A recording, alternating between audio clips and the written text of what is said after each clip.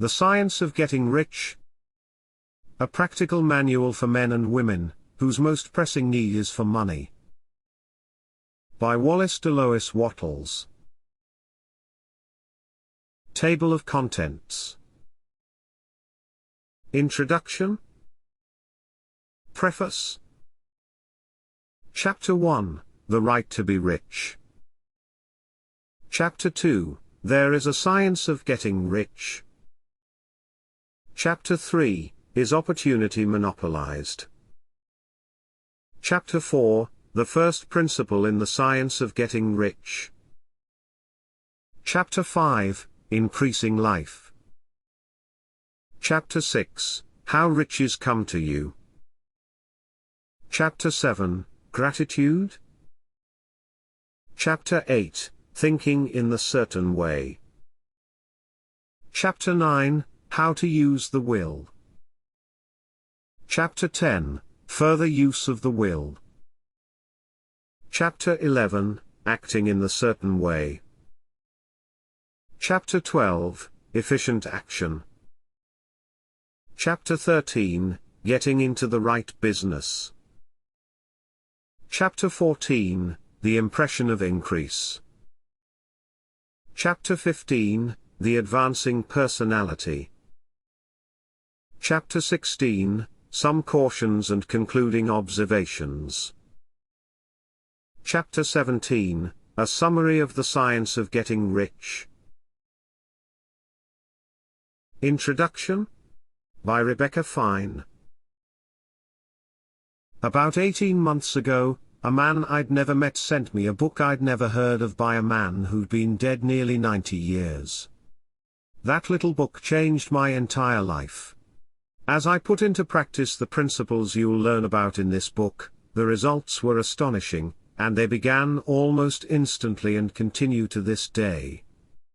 When The Science of Getting Rich arrived in the mail that afternoon, I immediately ripped open the package, sat down, and read it with an open mind, mostly because the title was just so intriguing. And even though I must admit I found some of the old-fashioned language and some of the ideas in the first part a bit confusing, there was something about it that compelled me to reread those little confusing bits 2 or 3 times until I got it. Once I did that, I couldn't stop reading until I'd read the whole thing. Right away I began to put into practice what the book outlines, and everything began to change. Coincidences happened, happy ones that led to connections with people, that led to more connections, that led to money beginning to flow toward me in increasingly larger amounts and from several sources, including new and unexpected ones. And even though changing your habitual thinking is difficult and I'm still not as good at it as I intend to be, my businesses began to click, my income doubled, then tripled, and continues to rise.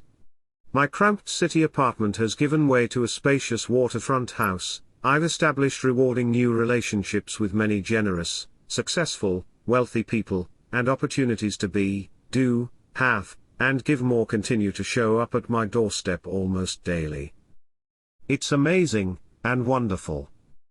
Until this book arrived, nothing I had ever read or heard before had explained to me so clearly that there are universal laws at work regarding wealth and success, and that if we'll just work with those laws, go with the tide instead of trying to swim against it, usually unknowingly, the results we want will begin to come to us.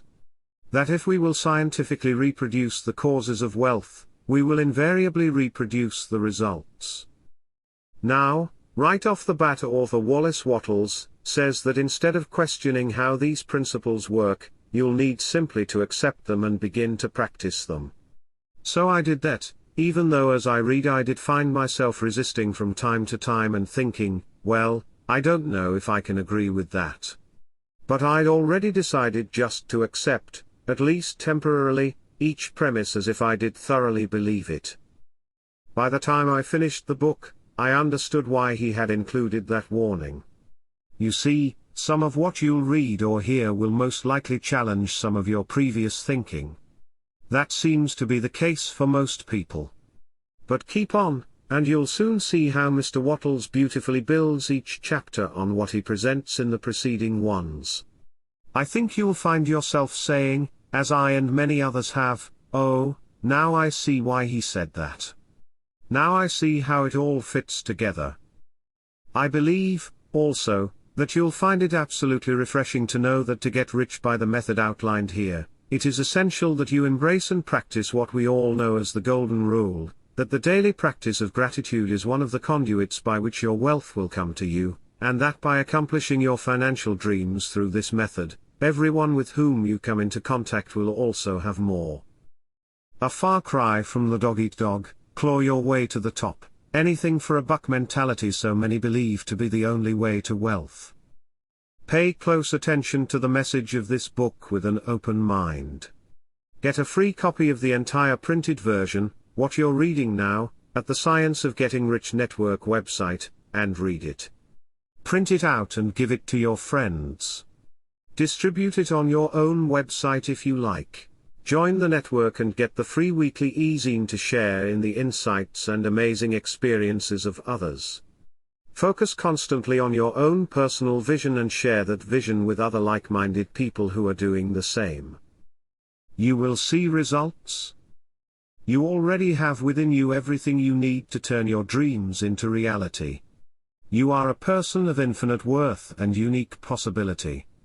Even if you don't think of yourself as a creative person, and even if you've failed before, and even if you think you've tried everything, open your mind to this book.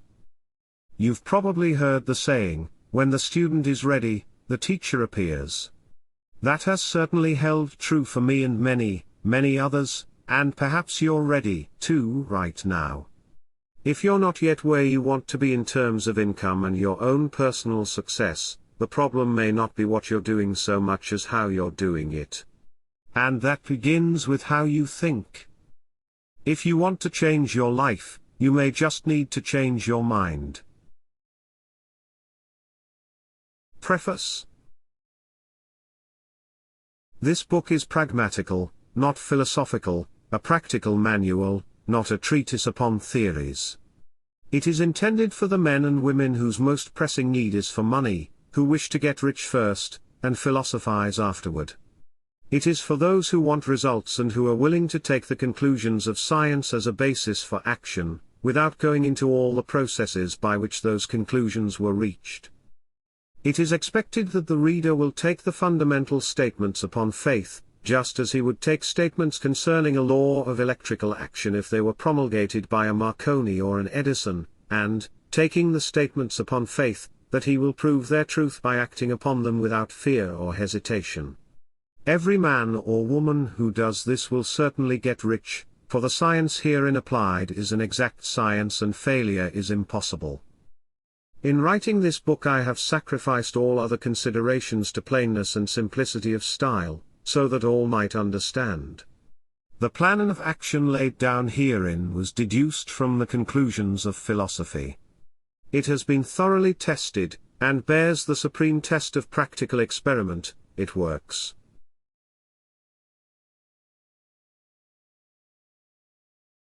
Chapter 1. The Right to be Rich.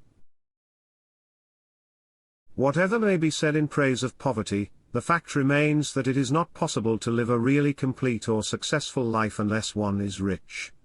No one can rise to his greatest possible height in talent or soul development unless he has plenty of money, for to unfold the soul and to develop talent he must have many things to use, and he cannot have these things unless he has money to buy them with. A person develops in mind, soul, and body by making use of things, and society is so organized that man must have money in order to become the possessor of things. Therefore, the basis of all advancement must be the science of getting rich. The object of all life is development, and everything that lives has an inalienable right to all the development it is capable of attaining. A person's right to life means his right to have the free and unrestricted use of all the things, which may be necessary to his fullest mental, spiritual, and physical unfoldment, or, in other words, his right to be rich. In this book, I shall not speak of riches in a figurative way. To be really rich does not mean to be satisfied or contented with a little. No one ought to be satisfied with a little if he is capable of using and enjoying more. The purpose of nature is the advancement and unfoldment of life, and everyone should have all that can contribute to the power, elegance, beauty, and richness of life. To be content with less is sinful.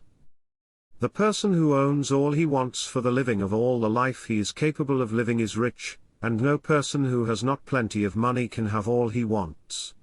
Life has advanced so far, and become so complex that even the most ordinary man or woman requires a great amount of wealth, in order to live in a manner that even approaches completeness.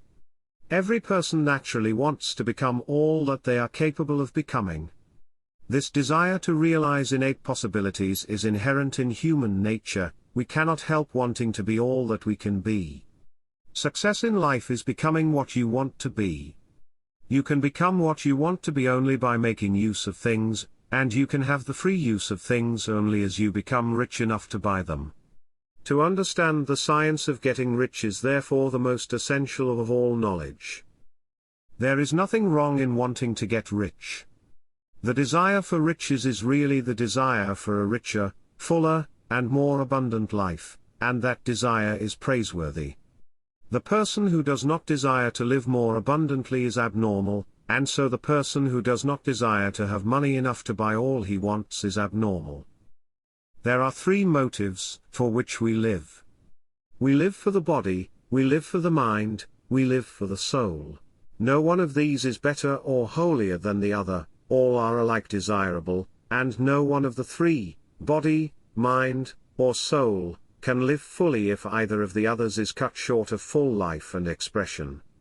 It is not right or noble to live only for the soul and deny mind or body, and it is wrong to live for the intellect and deny body or soul. We are all acquainted with the loathsome consequences of living for the body and denying both mind and soul, and we see that real life means the complete expression of all that a person can give forth through body, mind, and soul. Whatever he can say, no one can be really happy or satisfied, unless his body is living fully in its every function, and unless the same is true of his mind and his soul. Wherever there is unexpressed possibility or function not performed, there is unsatisfied desire. Desire is possibility seeking expression or function seeking performance. A person cannot live fully in body without good food, comfortable clothing, and warm shelter, and without freedom from excessive toil. Rest and recreation are also necessary to his physical life. One cannot live fully in mind without books and time to study them, without opportunity for travel and observation, or without intellectual companionship. To live fully in mind, a person must have intellectual recreations, and must surround himself with all the objects of art and beauty he is capable of using and appreciating. To live fully in soul, a person must have love, and love is denied fullest expression by poverty. A person's highest happiness is found in the bestowal of benefits on those he loves. Love finds its most natural and spontaneous expression in giving. The individual who has nothing to give cannot fill his place as a spouse or parent, as a citizen, or as a human being. It is in the use of material things that a person finds full life for his body, develops his mind, and unfolds his soul. It is therefore of supreme importance to each individual to be rich. It is perfectly right that you should desire to be rich. If you are a normal man or woman, you cannot help doing so. It is perfectly right that you should give your best attention to the science of getting rich, for it is the noblest and most necessary of all studies. If you neglect this study, you are derelict in your duty to yourself, to God and humanity, for you can render to God and humanity no greater service than to make the most of yourself. Chapter 2. There is a science of getting rich. There is a science of getting rich, and it is an exact science, like algebra, or arithmetic. There are certain laws which govern the process of acquiring riches, and once these laws are learned and obeyed by anyone, that person will get rich with mathematical certainty. The ownership of money and property comes as a result of doing things in a certain way, and those who do things in this certain way, whether on purpose or accidentally, get rich, while those who do not do things in this certain way, no matter how hard they work or how able they are, remain poor. It is a natural law that like causes always produce like effects, and, therefore, any man or woman who learns to do things in this certain way will infallibly get rich. That the above statement is true is shown by the following facts. Getting rich is not a matter of environment, for if it were, all the people in certain neighborhoods would become wealthy. The people of one city would all be rich, while those of other towns would all be poor, or all the inhabitants of one state would roll in wealth, while those of an adjoining state would be in poverty. But everywhere we see rich and poor living side by side, in the same environment, and often engaged in the same vocations.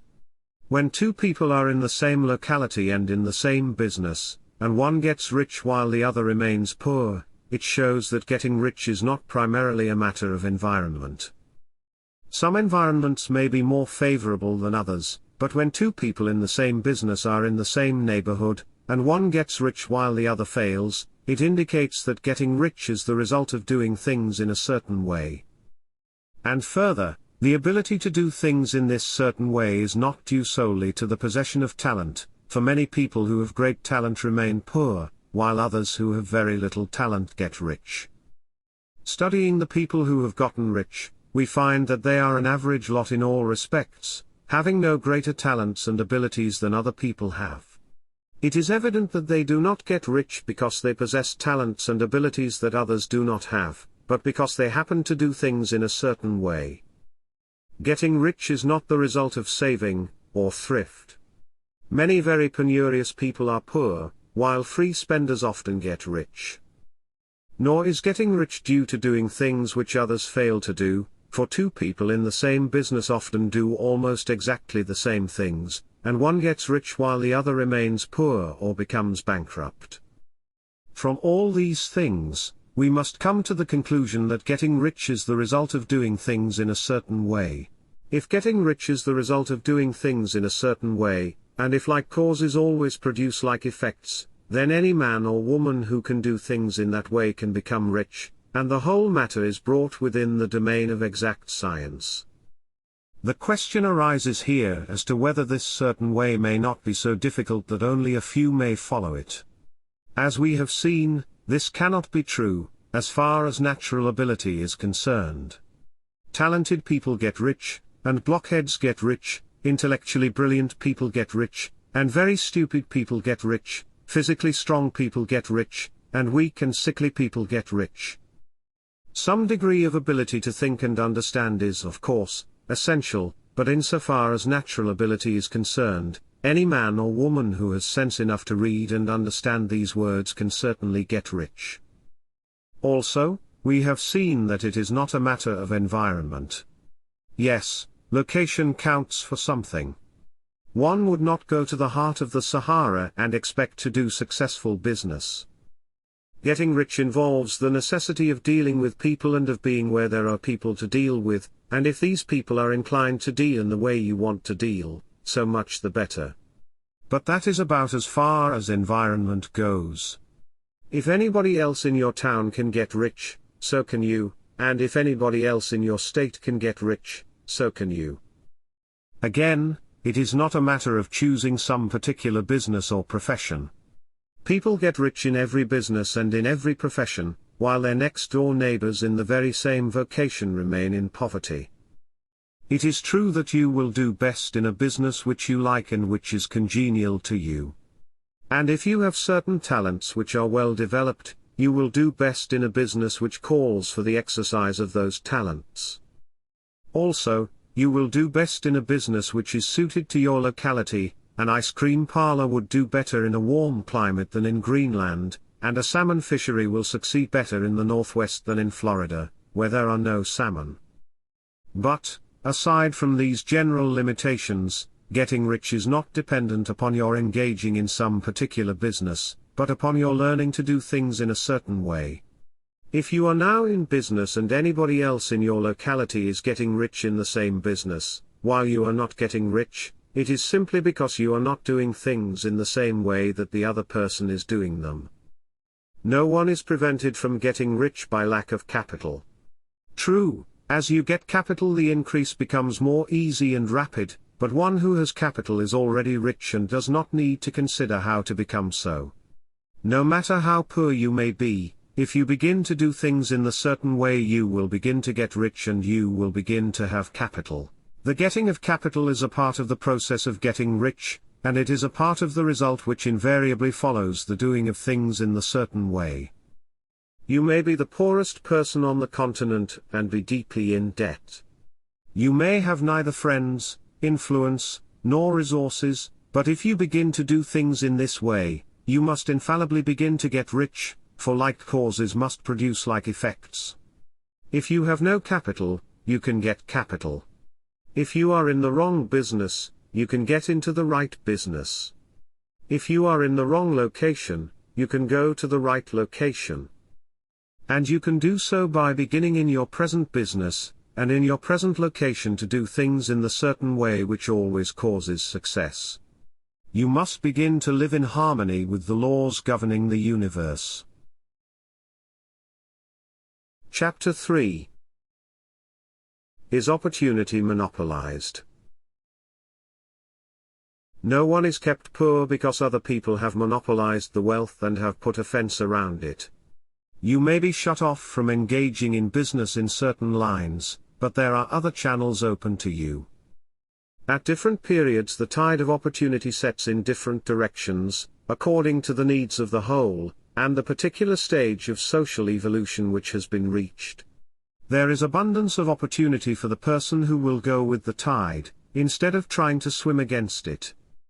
So workers, either as individuals or as a class, are not deprived of opportunity. The workers are not being kept down by their masters, they are not being ground by the trusts and big business. As a class, they are where they are because they do not do things in a certain way. The working class may become the master class whenever they will begin to do things in a certain way. The law of wealth is the same for them as it is for all others. This they must learn, and they will remain where they are as long as they continue to do as they do. The individual worker, however, is not held down by an entire class's ignorance of these laws. He can follow the tide of opportunity to riches, and this book will tell him how. No one is kept in poverty by a shortness in the supply of riches, there is more than enough for all. A palace as large as the Capitol at Washington might be built for every family on earth from the building material in the United States alone, and under intensive cultivation this country would produce wool, cotton, linen, and silk enough to clothe each person in the world finer than Solomon was arrayed in all his glory, together with food enough to feed them all luxuriously. The visible supply is practically inexhaustible, and the invisible supply really is inexhaustible. Everything you see on earth is made from one original substance, out of which all things proceed. New forms are constantly being made, and older ones are dissolving, but all are shapes assumed by one thing. There is no limit to the supply of formless stuff, or original substance. The universe is made out of it, but it was not all used in making the universe. The spaces in, through, and between the forms of the visible universe are permeated and filled with the original substance, with the formless stuff, with the raw material of all things. 10,000 times as much as has been made might still be made, and even then we should not have exhausted the supply of universal raw material. No one, therefore, is poor because nature is poor or because there is not enough to go around. Nature is an inexhaustible storehouse of riches, the supply will never run short. Original substance is alive with creative energy, and is constantly producing more forms. When the supply of building material is exhausted, more will be produced. When the soil is exhausted, so that foodstuffs and materials for clothing will no longer grow upon it, it will be renewed or more soil will be made. When all the gold and silver has been dug from the earth, if humanity is still in such a stage of social development that it needs gold and silver, more will be produced from the formless. The formless stuff responds to the needs of mankind, it will not let the world be without any good thing. This is true of man collectively. The race as a whole is always abundantly rich, and if individuals are poor, it is because they do not follow the certain way of doing things, which makes the individual rich. The formless stuff is intelligent, it is stuff which thinks. It is alive and is always impelled toward more life. It is the natural and inherent impulse of life to seek to live more, it is the nature of intelligence to enlarge itself, and of consciousness to seek to extend its boundaries and find fuller expression. The universe of forms has been made by formless living substance throwing itself into form in order to express itself more fully. The universe is a great living presence, always moving inherently toward more life and fuller functioning. Nature is formed for the advancement of life, and its impelling motive is the increase of life. Because of this, everything which can possibly minister to life is bountifully provided. There can be no lack unless God is to contradict himself and nullify his own works. You are not kept poor by lack in the supply of riches. It is a fact which I shall demonstrate a little farther on that, even the resources of the formless supply are at the command of the man or woman who will act and think in a certain way. Chapter 4. The first principle in the science of getting rich. Thought is the only power which can produce tangible riches from the formless substance. The stuff from which all things are made is a substance which thinks, and a thought of form in this substance produces the form. Original substance moves according to its thoughts. Every form and process you see in nature is the visible expression of a thought in original substance. As the formless stuff thinks of a form, it takes that form. As it thinks of a motion, it makes that motion. That is the way all things were created. We live in a thought world, which is part of a thought universe. The thought of a moving universe extended throughout formless substance, and the thinking stuff, moving according to that thought, took the form of systems of planets, and maintains that form. Thinking substance takes the form of its thought, and moves according to the thought. Holding the idea of a circling system of suns and worlds, it takes the form of these bodies, and moves them as it thinks. Thinking the form of a slow-growing oak tree, it moves accordingly, and produces the tree, though centuries may be required to do the work. In creating, the formless seems to move according to the lines of motion it has established. In other words, the thought of an oak tree does not cause the instant formation of a full-grown tree, but it does start in motion the forces which will produce the tree, along established lines of growth. Every thought of form, held in thinking substance, causes the creation of the form, but always, or at least generally, along lines of growth and action already established. The thought of a house of a certain construction, if it were impressed upon formless substance, might not cause the instant formation of the house, but it would cause the turning of creative energies, already working in trade and commerce into such channels, as to result in the speedy building of the house. And if there were no existing channels through which the creative energy could work, then the house would be formed directly from primal substance, without waiting for the slow processes of the organic and inorganic world. No thought of form can be impressed upon original substance without causing the creation of the form. A person is a thinking center and can originate thought. All the forms that a person fashions with his hands must first exist in his thought. He cannot shape a thing until he has thought that thing. So far, humankind has confined its efforts wholly to the work of its hands, applying manual labor to the world of forms, and seeking to change or modify those already existing. Humankind has never thought of trying to cause the creation of new forms by impressing thought upon formless substance. When a person has a thought form, he takes material from the forms of nature and makes an image of the form which is in his mind. People have, so far, made little or no effort to cooperate with formless intelligence, to work with the Father. The individual has not dreamed that he can do what he seeth the Father doing. An individual reshapes and modifies existing forms by manual labor, and has given no attention to the question of whether he may produce things from formless substance, by communicating his thoughts to it.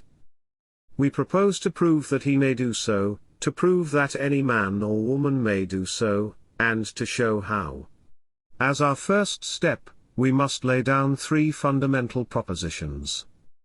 First, we assert that there is one original formless stuff or substance from which all things are made. All the seemingly many elements are but different presentations of one element. All the many forms found in organic and inorganic nature are but different shapes, made from the same stuff. And this stuff is thinking stuff. A thought held in it produces the form of the thought. Thought, in thinking substance, produces shapes. A human being is a thinking center, capable of original thought. If a person can communicate his thought to original thinking substance, he can cause the creation, or formation, of the thing he thinks about. To summarize this, there is a thinking stuff from which all things are made, and which, in its original state, permeates, penetrates, and fills the interspaces of the universe. A thought in this substance produces the thing that is imaged by the thought. A person can form things in his thought, and, by impressing his thought upon formless substance, can cause the thing he thinks about to be created. It may be asked if I can prove these statements, and without going into details, I answer that I can do so, both by logic and experience. Reasoning back from the phenomena of form and thought, I come to one original thinking substance, and reasoning forward from this thinking substance, I come to a person's power to cause the formation of the thing he thinks about. And by experiment, I find the reasoning true. This is my strongest proof. If one person who reads this book gets rich by doing what it tells him to do, that is evidence in support of my claim, but if every person who does what it tells him to do gets rich, that is positive proof until someone goes through the process and fails. The theory is true until the process fails, and this process will not fail, for everyone who does exactly what this book tells him to do will get rich. I have said that people get rich by doing things in a certain way, and in order to do so, people must become able to think in a certain way. A person's way of doing things is the direct result of the way he thinks about things.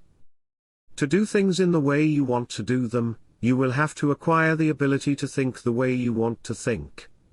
This is the first step toward getting rich. And to think what you want to think is to think truth, regardless of appearances. Every individual has the natural and inherent power to think what he wants to think, but it requires far more effort to do so than it does to think the thoughts, which are suggested by appearances. To think according to appearances is easy, to think truth regardless of appearances is laborious, and requires the expenditure of more power than any other work we are called upon to perform. There is no labor from which most people shrink, as they do from that of sustained and consecutive thought. It is the hardest work in the world. This is especially true when truth is contrary to appearances. Every appearance in the visible world tends to produce a corresponding form in the mind which observes it, and this can only be prevented by holding the thought of the truth. To look upon the appearances of poverty will produce corresponding forms in your own mind, unless you hold to the truth that there is no poverty, there is only abundance. To think health when surrounded by the appearances of disease, or to think riches when in the midst of the appearances of poverty requires power, but whoever acquires this power becomes a mastermind. That person can conquer fate, and can have what he wants. This power can only be acquired by getting hold of the basic fact which is behind all appearances, and that fact is that there is one thinking substance from which and by which all things are made. Then we must grasp the truth that every thought held in this substance becomes a form, and that man can so impress his thoughts upon it, as to cause them to take form, and become visible things.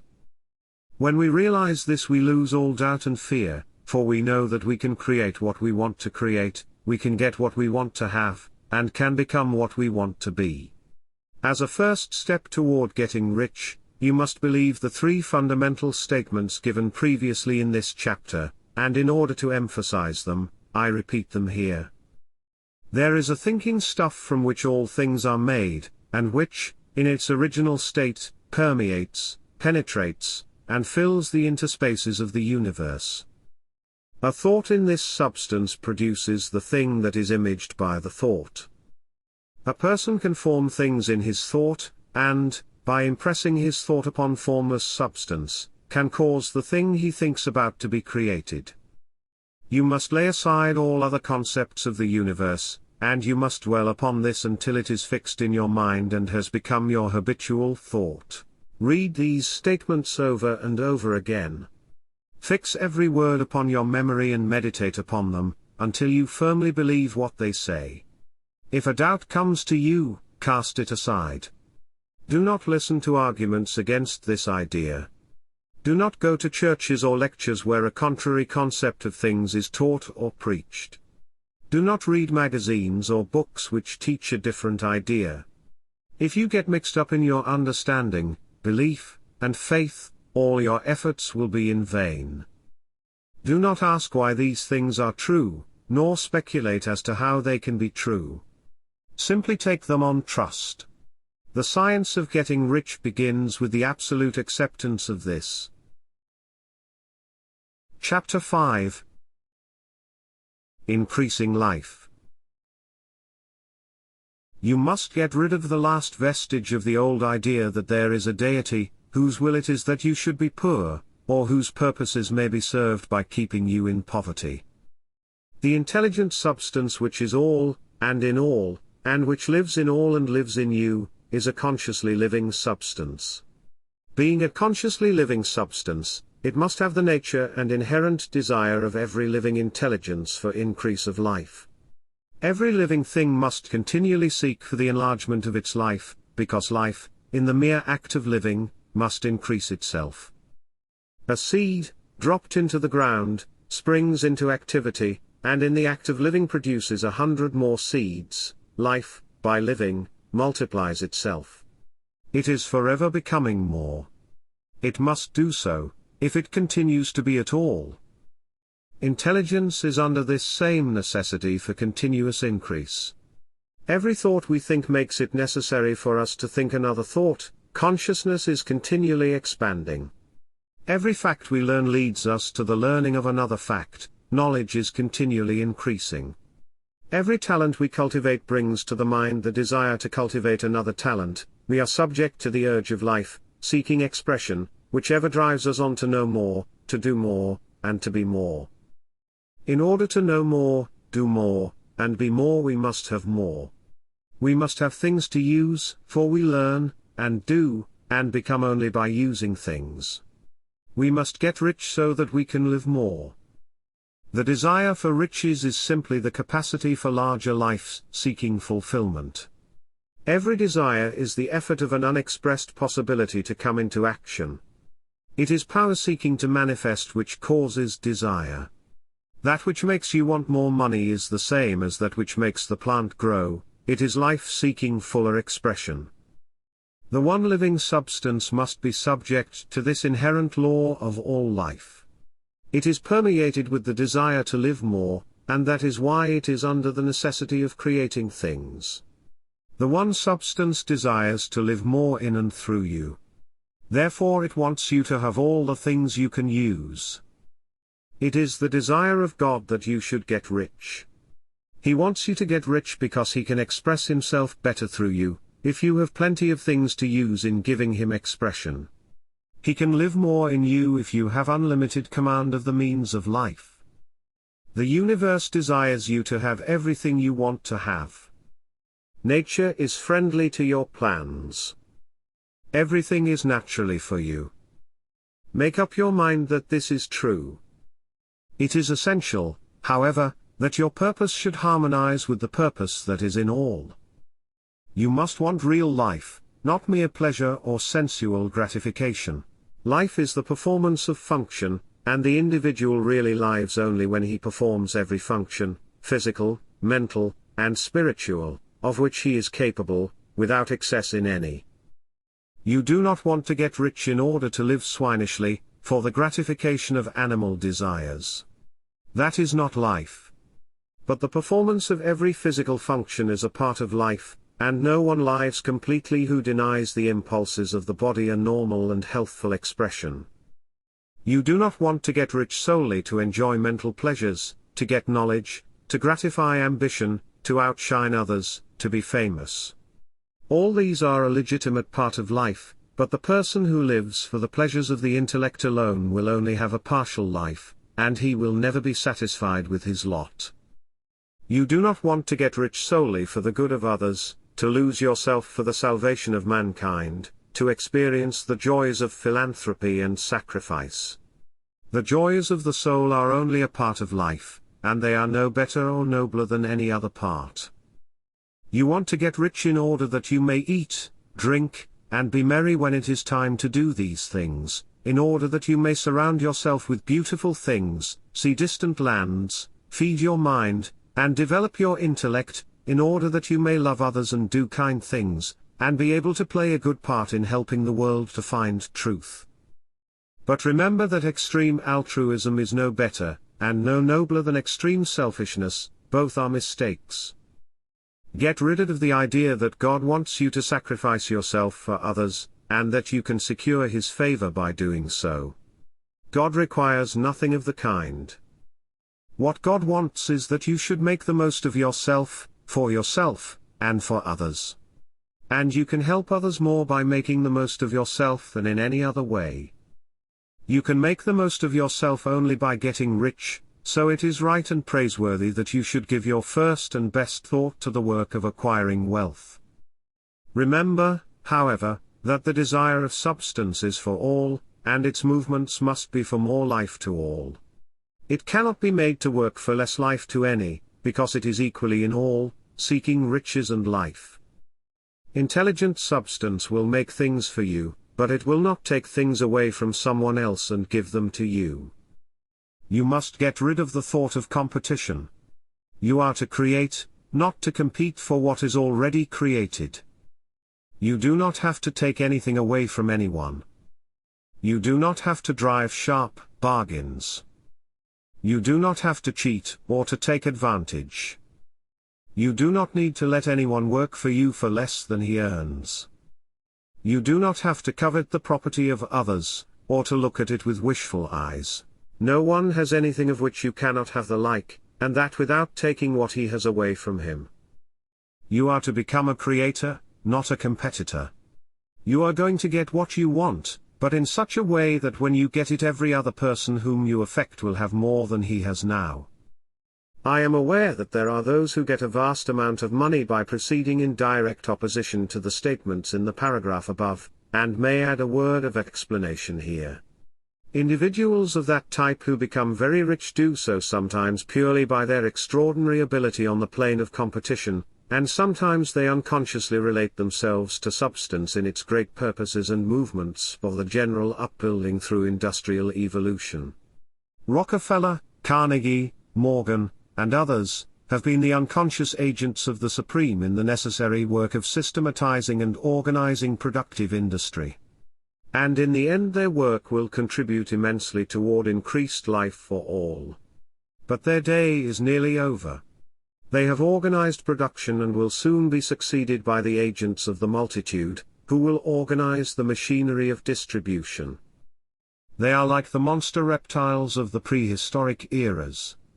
They play a necessary part in the evolutionary process, but the same power which produced them will dispose of them. And it is well to bear in mind that they have never been really rich. A record of the private lives of most of this class will show that they have really been most abject and wretched. Riches secured on the competitive plane are never satisfactory and permanent. They are yours today, and another's tomorrow. Remember, if you are to become rich in a scientific and certain way, you must rise entirely out of competitive thought. You must never think for a moment that the supply is limited. Just as soon as you begin to think that all the money is being cornered and controlled by others, and that you must exert yourself to get laws passed to stop this process, and so on, in that moment you drop into the competitive mind, and your power to cause creation is gone for the time being. And what is worse, you will probably arrest the creative movements you have already begun. Know that there are countless millions of dollars worth of gold in the mountains of the earth, not yet brought to light. And know that if there were not, more would be created from thinking substance to supply your needs. Know that the money you need will come, even if it is necessary for 1,000 men to be led to the discovery of new gold mines tomorrow. Never look at the visible supply. Look always at the limitless riches in formless substance, and know that they are coming to you as fast as you can receive and use them. Nobody, by cornering the visible supply, can prevent you from getting what is yours. So never allow yourself to think for an instant that all the best building spots will be taken before you get ready to build your house, unless you hurry. Never worry about the trusts and combines, and get anxious for fear they will soon come to own the whole earth. Never get afraid that you will lose what you want because some other person beats you to it. That cannot possibly happen. You are not seeking anything that is possessed by anybody else. You are causing what you want to be created from formless substance, and the supply is without limits. Stick to the formulated statement. There is a thinking stuff from which all things are made, and which, in its original state, permeates, penetrates, and fills the interspaces of the universe. A thought, in this substance produces the thing that is imaged by the thought. A person can form things in his thought, and, by impressing his thought upon formless substance, can cause the thing he thinks about to be created. Chapter 6. How riches come to you. When I say that you do not have to drive sharp bargains, I do not mean that you do not have to drive any bargains at all, or that you are above the necessity for having any dealings with your fellow men. I mean that you will not need to deal with them unfairly. You do not have to get something for nothing, but can give to every person more than you take from him. You cannot give everyone more in cash market value than you take from him, but you can give him more in use value than the cash value of the thing you take from him. The paper, ink, and other material in this book may not be worth the money you pay for it, but if the ideas suggested by it bring you thousands of dollars, you have not been wronged by those who sold it to you. They have given you a great use value for a small cash value. Let us suppose that I own a picture by one of the great artists, which, in a developed society, is worth thousands of dollars. I take it to Baffin Bay and by salesmanship induce a native dweller to give a bundle of furs worth $500 for it. I have really wronged him, for he has no use for the picture. It has no use value to him, it will not add to his life. But suppose I give him a gun worth $50 for his furs. Then he has made a good bargain. He has use for the gun. It will get him many more furs and much food. It will add to his life in every way. It will make him rich. When you rise from the competitive to the creative plane, you can scan your business transactions very strictly. And if you are selling any person anything which does not add more to his life than the thing he give you in exchange, you can afford to stop it. You do not have to beat anybody in business. And if you are in a business which does beat people, get out of it at once. Give everyone more in use value than you take from him in cash value. Then you are adding to the life of the world by every business transaction. If you have people working for you, you must take from them more in cash value than you pay them in wages, but you can so organize your business, that it will be filled with the principle of advancement, and so that each employee who wishes to do so, may advance a little every day. You can make your business do for your employees what this book is doing for you. You can so conduct your business that it will be a sort of ladder by which every employee, who will take the trouble may climb to riches himself. And given the opportunity, if he will not do so, it is not your fault. And finally, just because you are to cause the creation of your riches, from formless substance which permeates all your environment, it does not follow that they are to take shape from the atmosphere, and come into being before your eyes. If you want a sewing machine, for instance, I do not mean to tell you that you are to impress the thought of a sewing machine on thinking substance until the machine is formed without hands, in the room where you sit or elsewhere. But if you want a sewing machine, hold the mental image of it with the most positive certainty that it is being made, or is on its way to you. After once forming the thought, have the most absolute and unquestioning faith that the sewing machine is coming. Never think of it, or speak of it in any other way than as being sure to arrive. Claim it as already yours. It will be brought to you by the power of the Supreme Intelligence, acting upon the minds of men. If you live in Maine, it may be that a person will be brought from Texas or Japan to engage in some transaction, which will result in your getting what you want. If so, the whole matter will be as much to that person's advantage as it is to yours. Do not forget for a moment that the thinking substance is through all, in all, communicating with all, and can influence all. The desire of thinking substance for fuller life and better living has caused the creation of all the sewing machines already made, and it can cause the creation of millions more, and will, whenever the people set it in motion by desire and faith, and by acting in a certain way. You can certainly have a sewing machine in your house, and it is just as certain that you can have any other thing or things which you want, and which you will use for the advancement of your own life, and the lives of others. You need not hesitate about asking largely. It is your Father's pleasure to give you the kingdom, said Jesus. Original substance wants to live all that is possible in you, and wants you to have all that you can use and will use for the living of the most abundant life. If you fix upon your consciousness the fact that your desire for the possession of riches is one with the desire of the supreme power for more complete expression, your faith becomes invincible. Once I saw a little boy sitting at a piano, vainly trying to bring harmony out of the keys. I saw that he was grieved and provoked by his inability to play real music. I asked him the cause of his vexation, and he answered, "I can feel the music in me, but I can't make my hands go right." The music in him was the urge of original substance, containing all the possibilities of all life. All that there is of music was seeking expression through the child. God, the one substance, is trying to live and do and enjoy things through humanity.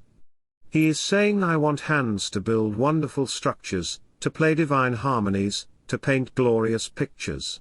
I want feet to run my errands, eyes to see my beauties, tongues to tell mighty truths and to sing marvelous songs, and so on.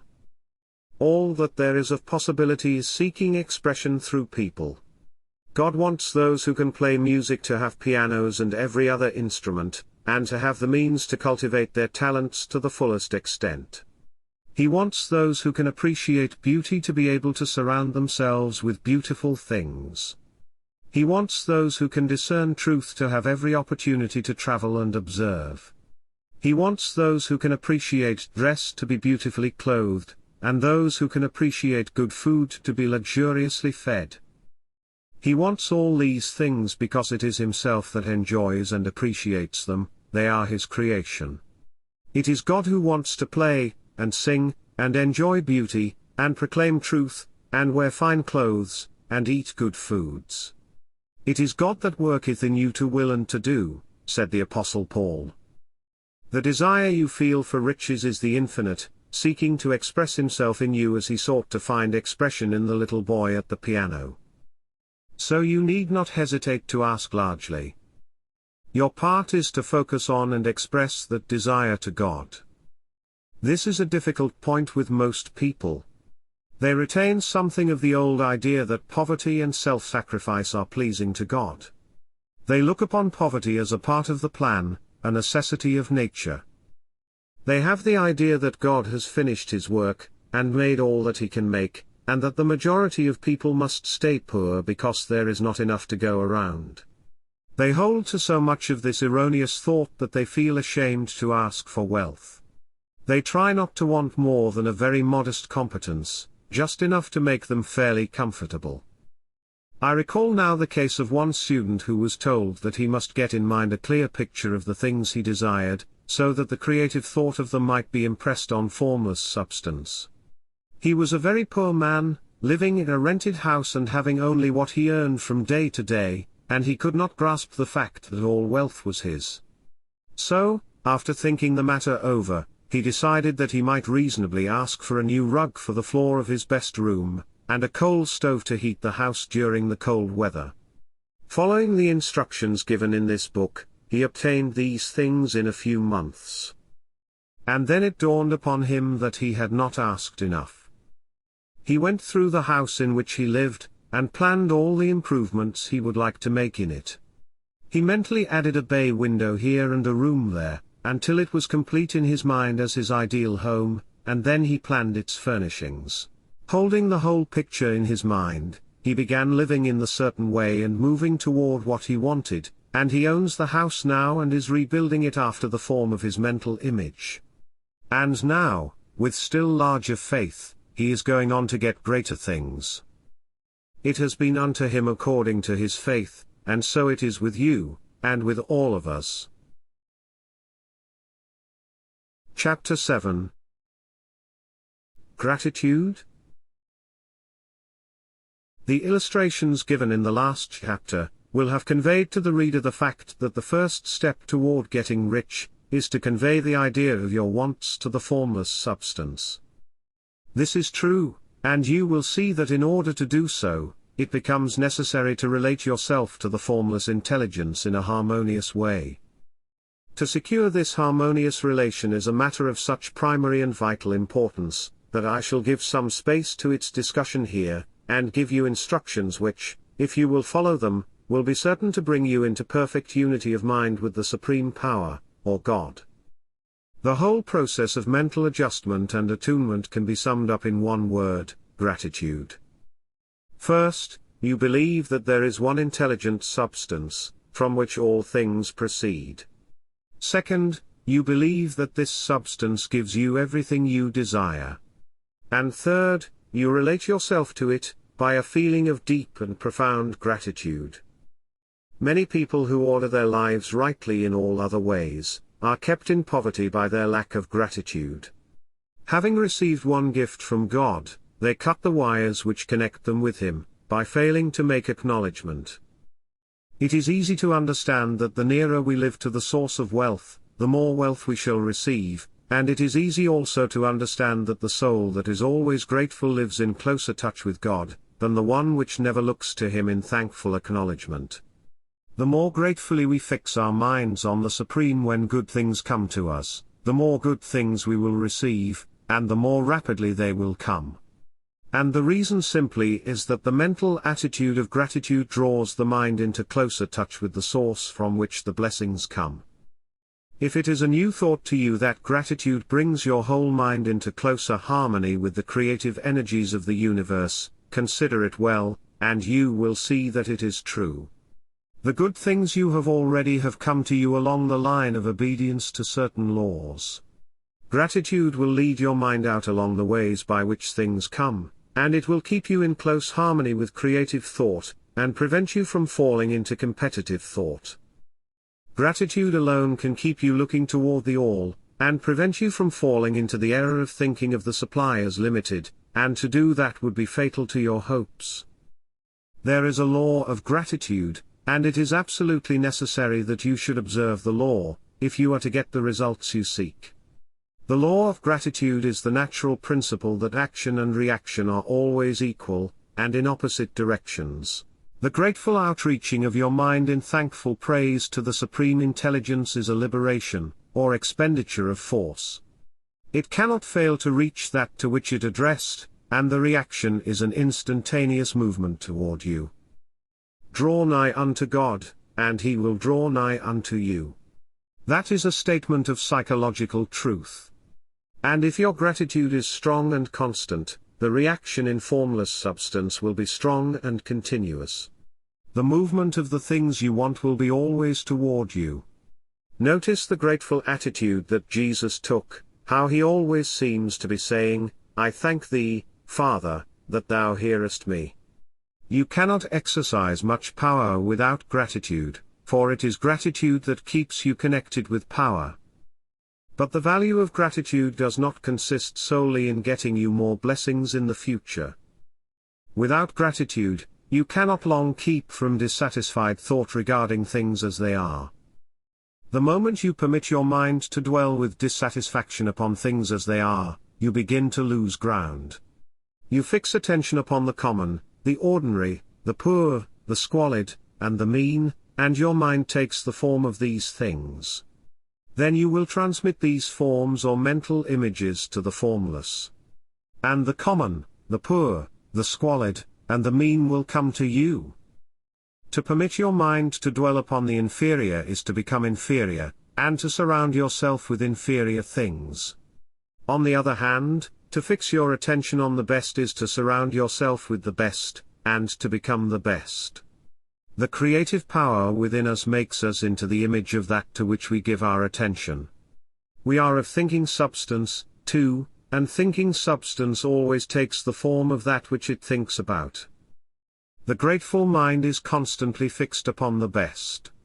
Therefore it tends to become the best. It takes the form or character of the best, and will receive the best. Also, faith is born of gratitude. The grateful mind continually expects good things, and expectation becomes faith. The reaction of gratitude upon one's own mind produces faith, and every outgoing wave of grateful thanksgiving increases faith. The person who has no feeling of gratitude cannot long retain a living faith, and without a living faith, you cannot get rich by the creative method, as we shall see in the following chapters. It is necessary, then, to cultivate the habit of being grateful for every good thing that comes to you and to give thanks continuously. And because all things have contributed to your advancement, you should include all things in your gratitude. Do not waste a lot of time thinking or talking about the shortcomings or wrong actions of those in power. Their organization of the world has created your opportunity. All you get really comes to you because of them. Do not rage against corrupt politicians. If it were not for politicians, we should fall into anarchy, and your opportunity would be greatly lessened. God has worked a long time and very patiently to bring us up to where we are in industry and government, and He is going right on with His work. There is not the least doubt that He will do away with plutocrats, trust magnates, captains of industry, and politicians as soon as they can be spared, but in the meantime, they are all very necessary. Remember that they are all helping to arrange the lines of transmission along which your riches will come to you, and be grateful. This will bring you into harmonious relations with the good in everything, and the good in everything will move toward you. Chapter 8. Thinking in the Certain Way. Turn back to chapter 6, and read again the story of the man who formed a mental image of his house, and you will get a fair idea of the initial step toward getting rich.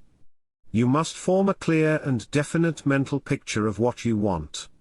You cannot transmit an idea unless you have it yourself. You must have it before you can give it, and many people fail to impress thinking substance, because they have themselves only a vague and misty concept of the things they want to do, to have, or to become. It is not enough that you should have a general desire for wealth to do good with. Everybody has that desire. It is not enough that you should have a wish to travel, see things, live more, etc. Everybody has those desires also. If you were going to send a wireless message to a friend, you would not send the letters of the alphabet in their order, and let him construct the message for himself, nor would you take words at random from the dictionary. You would send a coherent sentence, one which meant something. When you try to impress your wants upon the thinking substance, remember that it must be done by a coherent statement. You must know what you want, and be specific and definite. You can never get rich, or start the creative power into action, by sending out unformed longings and vague desires. Go over your desires just as the man I have described went over his house. See just what you want, and get a clear mental picture of it, as you wish it to look when you get it. That clear mental picture you must have continually in mind. As the sailor has in mind the port toward which he is sailing the ship, you must keep your face toward it all the time. You must no more lose sight of it than the helmsman loses sight of the compass. It is not necessary to take exercises in concentration, nor to set apart special times for prayer and affirmation, nor to go into the silence, nor to do occult stunts of any kind. Some of these things are well enough, but all you need is to know what you want, and to want it badly enough, so that it will stay in your thoughts. Spend as much of your leisure time as you can in contemplating your picture. But no one needs to take exercises to concentrate his mind on a thing which he really wants. It is the things you do not really care about, which require effort to fix your attention upon them. And unless you really want to get rich, so that the desire is strong enough to hold your thoughts directed to the purpose, as the magnetic pole holds the needle of the compass, it will hardly be worthwhile for you to try to carry out the instructions given in this book. The methods set forth here are for people whose desire for riches is strong enough to overcome mental laziness, and the love of ease, and to make them work. The more clear and definite you make your picture then, and the more you dwell upon it, bringing out all its delightful details, the stronger your desire will be. And the stronger your desire, the easier it will be to hold your mind fixed upon the picture of what you want. Something more is necessary, however, than merely to see the picture clearly. If that is all you do, you are only a dreamer, and will have little or no power for accomplishment. Behind your clear vision must be the purpose to realize it, to bring it out in tangible expression. And behind this purpose must be an invincible and unwavering faith, that the thing is already yours, that it is at hand, and you have only to take possession of it. Live in the new house, mentally, until it takes form around you physically. In the mental realm, enter at once into full enjoyment of the things you want. Whatsoever things ye ask for when ye pray, believe that ye receive them, and ye shall have them, said Jesus. See the things you want as if they were actually around you all the time. See yourself as owning and using them. Make use of them in imagination, just as you will use them when they are your tangible possessions. Dwell upon your mental picture until it is clear and distinct, and then take the mental attitude of ownership toward everything in that picture. Take possession of it, in mind, in the full faith that it is actually yours. Hold to this mental ownership. Do not waver for an instant in the faith that it is real. And remember what was said in a preceding chapter about gratitude, be as thankful for it all the time, as you expect to be when it has taken form. The person who can sincerely thank God, for the things which as yet he owns only in imagination has real faith. He will get rich. He will cause the creation of whatever he wants. You do not need to pray repeatedly for things you want. It is not necessary to tell God about it every day. Your part is to intelligently formulate your desire for the things which make for a larger life, and to get these desires arranged into a coherent whole, and then to impress this whole desire upon the formless substance, which has the power and the will to bring you what you want. You do not make this impression by repeating strings of words. You make it by holding the vision with unshakable purpose to attain it, and with steadfast faith that you do attain it. The answer to prayer is not according to your faith while you are talking, but according to your faith while you are working. You cannot impress the mind of God by having a special Sabbath day set apart to tell him what you want, and then forgetting him during the rest of the week. You cannot impress him by having special hours to go into your closet and pray, if you then dismiss the matter from your mind until the hour of prayer comes again. Oral prayer is well enough, and has its effect, especially upon yourself, in clarifying your vision and strengthening your faith, but it is not your oral petitions which get you what you want. In order to get rich you do not need a sweet hour of prayer, you need to pray without ceasing. And by prayer I mean holding steadily to your vision, with the purpose to cause its creation into solid form, and the faith that you are doing so. Believe that ye receive them. Once you have clearly formed your vision, the whole matter turns on receiving. When you have formed it, it is well to make an oral statement, addressing the Supreme in gratitude. Then, from that moment on you must, in mind, receive what you ask for. Live in the new house, wear the fine clothes, ride in the automobile, go on the journey, and confidently plan for greater journeys. Think and speak of all the things you have asked for in terms of actual present ownership. Imagine an environment, and a financial condition exactly as you want them, and live all the time in that mental environment and financial condition, until they take physical shape. Mind, however, that you do not do this as a mere dreamer and castle builder. Hold to the faith that the imaginary is being realized, and to your purpose to realize it. Remember that it is faith and purpose in the use of the imagination, which make the difference between the scientist and the dreamer. And having learned this fact, it is here that you must learn the proper use of the will. Chapter 9. How to use the will. To set about getting rich in a scientific way, you do not try to apply your willpower to anything outside of yourself. You have no right to do so, anyway. It is wrong to apply your will to other men and women in order to get them to do what you wish done. It is as flagrantly wrong to coerce people by mental power, as it is to coerce them by physical power. If compelling people by physical force to do things for you reduces them to slavery, compelling them by mental means accomplishes exactly the same thing. The only difference is in methods. If taking things from people by physical force is robbery, then taking things by mental force is robbery also. There is no difference in principle. You have no right to use your willpower upon another person, even for his own good, for you do not know what is for his good. The science of getting rich does not require you to apply power or force to any other person, in any way whatsoever. There is not the slightest necessity for doing so. Indeed, any attempt to use your will upon others will only tend to defeat your purpose. You do not need to apply your will to things in order to compel them to come to you. That would simply be trying to coerce God, and would be foolish and useless. You do not have to try to compel God to give you good things, any more than you have to use your willpower to make the sun rise. You do not have to use your willpower to conquer an unfriendly deity, or to make stubborn and rebellious forces do your bidding. Substance is friendly to you, and is more anxious to give you what you want than you are to get it. To get rich, you need only to use your willpower upon yourself. When you know what to think and do, then you must use your will to compel yourself to think, and do the right things.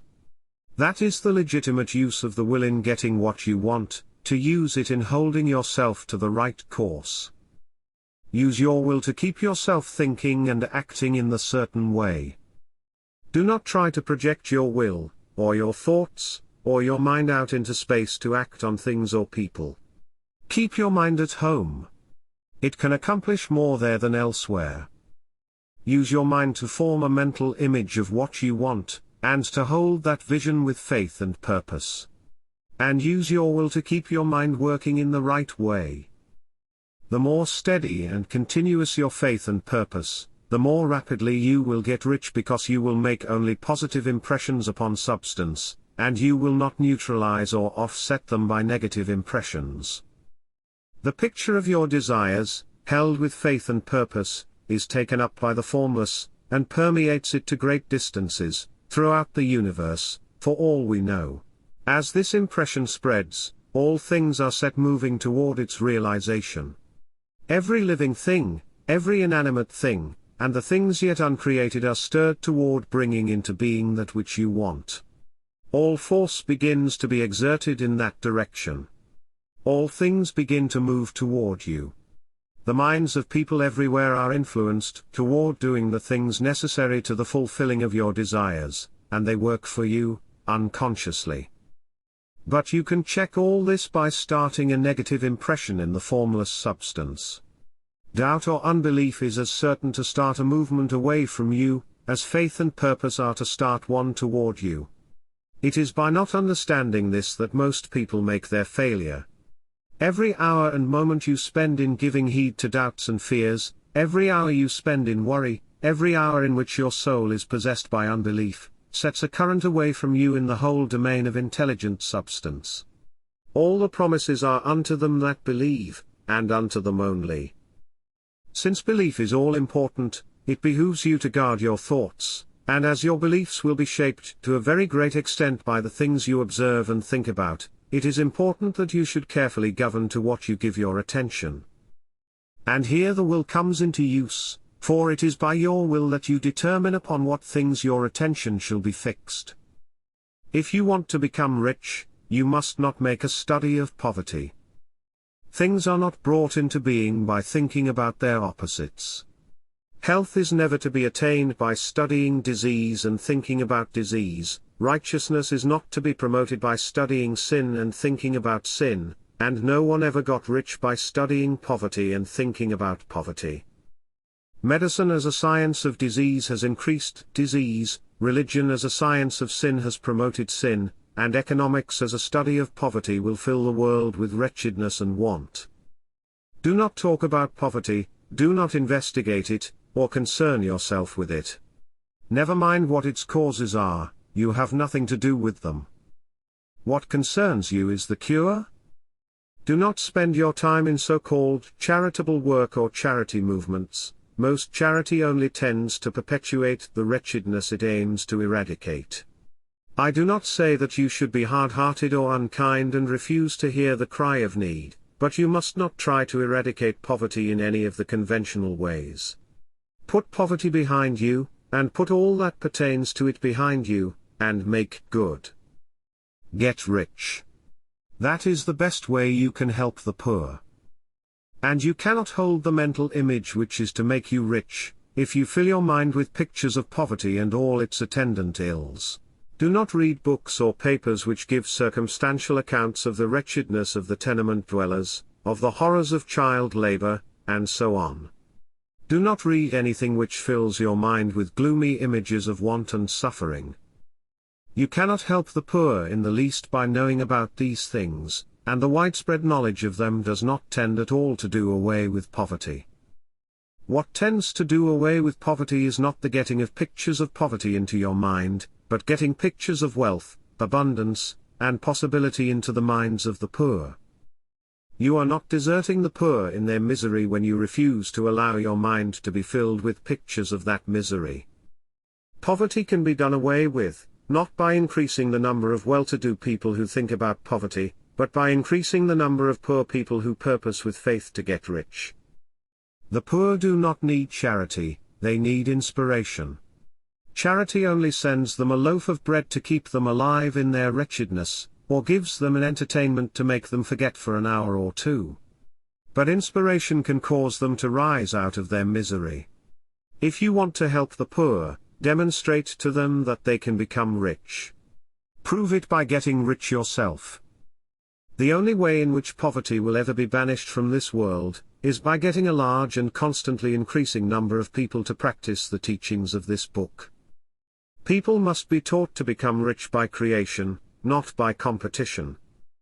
Every person who becomes rich by competition knocks down the ladder by which he rises, and keeps others down, but every person who gets rich by creation opens a way for thousands to follow, and inspires them to do so.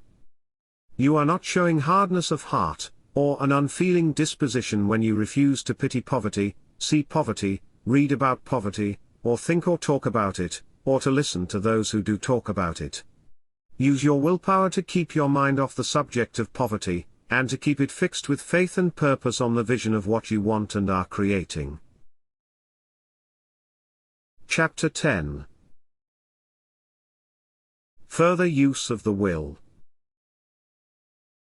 You cannot retain a true and clear vision of wealth if you are constantly turning your attention to opposing pictures, whether they be external or imaginary. Do not tell of your past troubles of a financial nature, if you have had them. Do not think of them at all. Do not tell of the poverty of your parents or the hardships of your early life. To do any of these things is to mentally class yourself with the poor for the time being, and it will certainly check the movement of things in your direction. Put poverty and all things that pertain to poverty completely behind you. You have accepted a certain theory of the universe as being correct, and are resting all your hopes of happiness on its being correct. What can you gain by giving heed to conflicting theories? Do not read books which tell you that the world is soon coming to an end, and do not read the writing of muckrakers and pessimistic philosophers, who tell you that it is going to the devil. The world is not going to the devil, it is going to God. It is a wonderful becoming.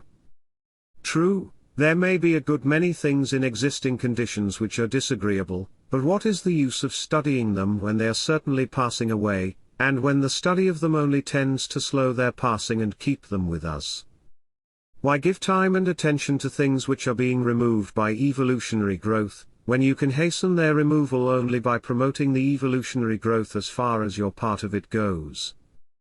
No matter how horrible in seeming may be the conditions in certain countries, sections or places, you waste your time and destroy your own chances by dwelling on them.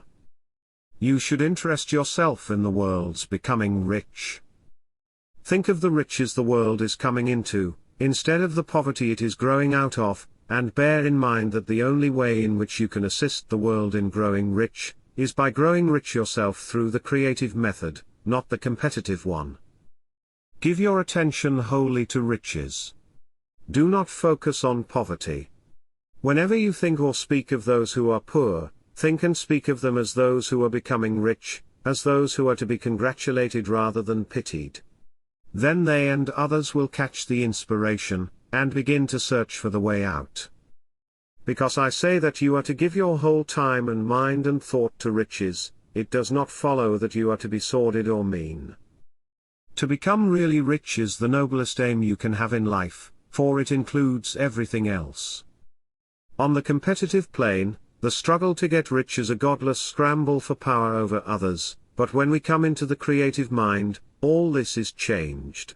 All that is possible in the way of greatness, of service and lofty endeavor, comes by way of getting rich, because all is made possible by the use of things. You can aim at nothing so great or noble, I repeat, as to become rich, and you must fix your attention upon your mental picture of wealth to the exclusion of all that may tend to dim or obscure the vision. Some people remain in poverty because they are ignorant of the fact that there is wealth for them, and these can best be taught by showing them the way to affluence in your own person and practice. Others are poor because, while they feel that there is a way out, they are too intellectually indolent to put forth the mental effort necessary to find that way and travel it. For these, the very best thing you can do is to arouse their desire by showing them the happiness that comes from being rightly rich. Others still are poor because, while they have some notion of science, they have become so swamped, and lost in the maze of theories that they do not know which road to take. They try a mixture of many systems and fail in all. For these, again, the very best thing to do is to show the right way in your own person and practice. An ounce of doing things is worth a pound of theorizing. The very best thing you can do for the whole world is to make the most of yourself. You can serve God and humanity in no more effective way than by getting rich, that is, if you get rich by the creative method and not by the competitive one. Another thing? We assert that this book gives in detail the principles of the science of getting rich, and if that is true, you do not need to read any other book upon the subject. This may sound narrow and egotistical, but consider, there is no more scientific method of computation in mathematics than by addition, subtraction, multiplication, and division. No other method is possible. There can be but one shortest distance between 2 points. There is only one way to think scientifically, and that is to think in the way that leads by the most direct and simple route to the goal. No one has yet formulated a briefer or less complex system than the one set forth here. It has been stripped of all non-essentials. When you commence on this, lay all others aside. Put them out of your mind altogether. Read this book every day. Keep it with you. Commit it to memory, and do not think about other systems and theories. If you do, you will begin to have doubts and to be uncertain and wavering in your thought, and then you will begin to make failures. After you have made good and become rich, you may study other systems as much as you please. And read only the most optimistic comments on the world's news, those in harmony with your picture. Also, do not dabble in theosophy, spiritualism, or kindred studies. Perhaps the dead still live and are near, but if they are, let them alone, mind your own business. Wherever the spirits of the dead may be, they have their own work to do, and we have no right to interfere with them. We cannot help them, and it is very doubtful whether they can help us, or whether we have any right to trespass upon their time if they can. Let the dead and the hereafter alone, and solve your own problem, get rich. If you begin to mix with the occult, you will start mental crosscurrents which will surely bring your hopes to shipwreck. Now, this and the preceding chapters have brought us to the following statement of basic facts.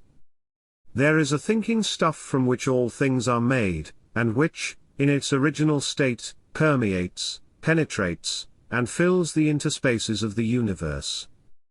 A thought in this substance produces the thing that is imaged by the thought. A person can form things in his thought, and, by impressing his thought upon formless substance, can cause the thing he thinks about to be created. In order to do this, a person must pass from the competitive to the creative mind. He must form a clear mental picture of the things he wants, and hold this picture in his thoughts with the fixed purpose to get what he wants, and the unwavering faith that he does get what he wants, closing his mind against all that may tend to shake his purpose, dim his vision, or quench his faith. And in addition to all this, we shall now see that he must live and act in a certain way. Chapter 11. Acting in the certain way.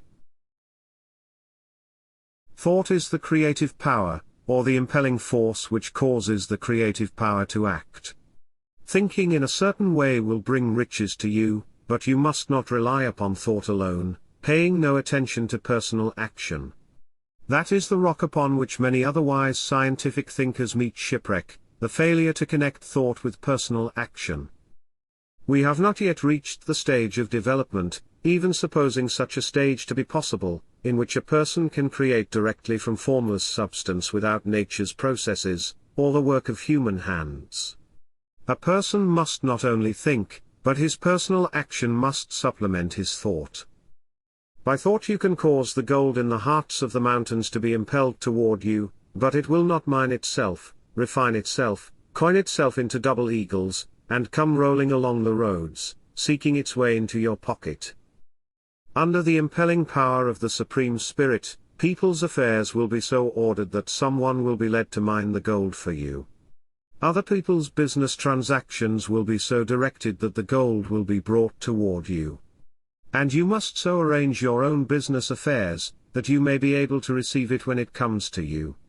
Your thought makes all things, animate and inanimate, work to bring you what you want, but your personal activity must be such that you can rightly receive what you want when it reaches you. You are not to take it as charity, nor to steal it. You must give every man more in use value than he gives you in cash value.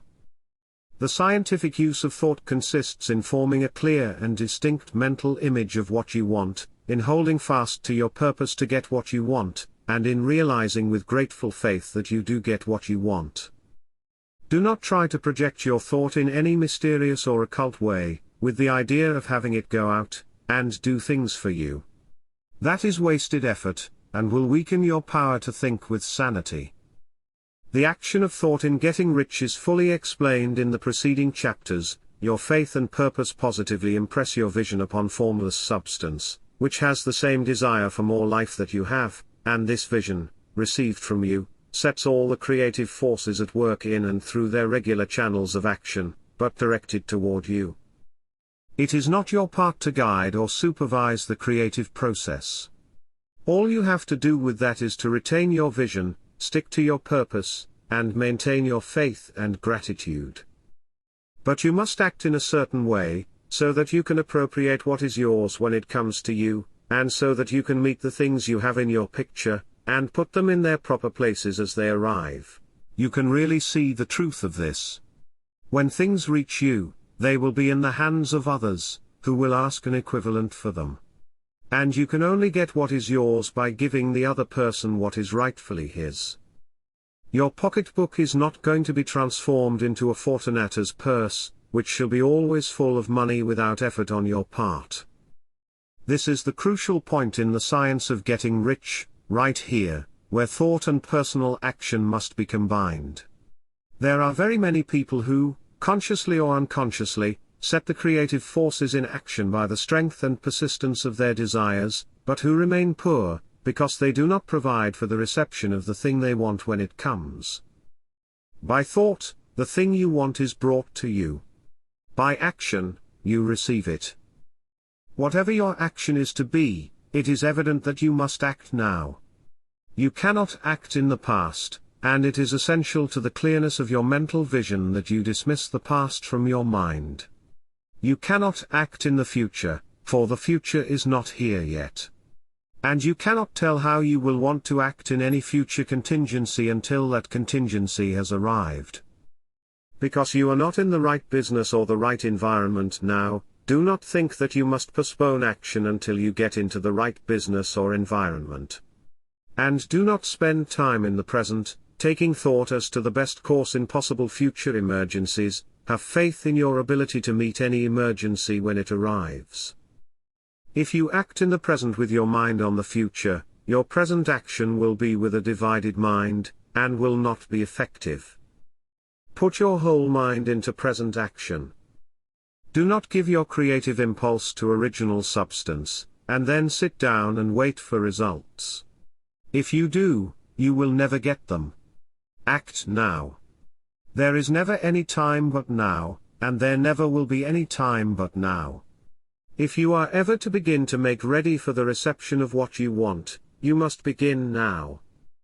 And your action, whatever it is, must most likely be in your present business or employment, and must be upon the persons and things in your present environment.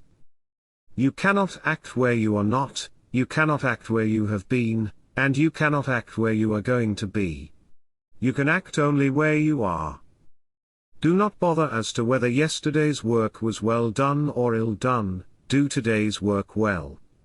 Do not try to do tomorrow's work now, there will be plenty of time to do that when you get to it. Do not try, by occult or mystical means, to act on people or things that are out of your reach. Do not wait for a change of environment, before you act, get a change of environment by action.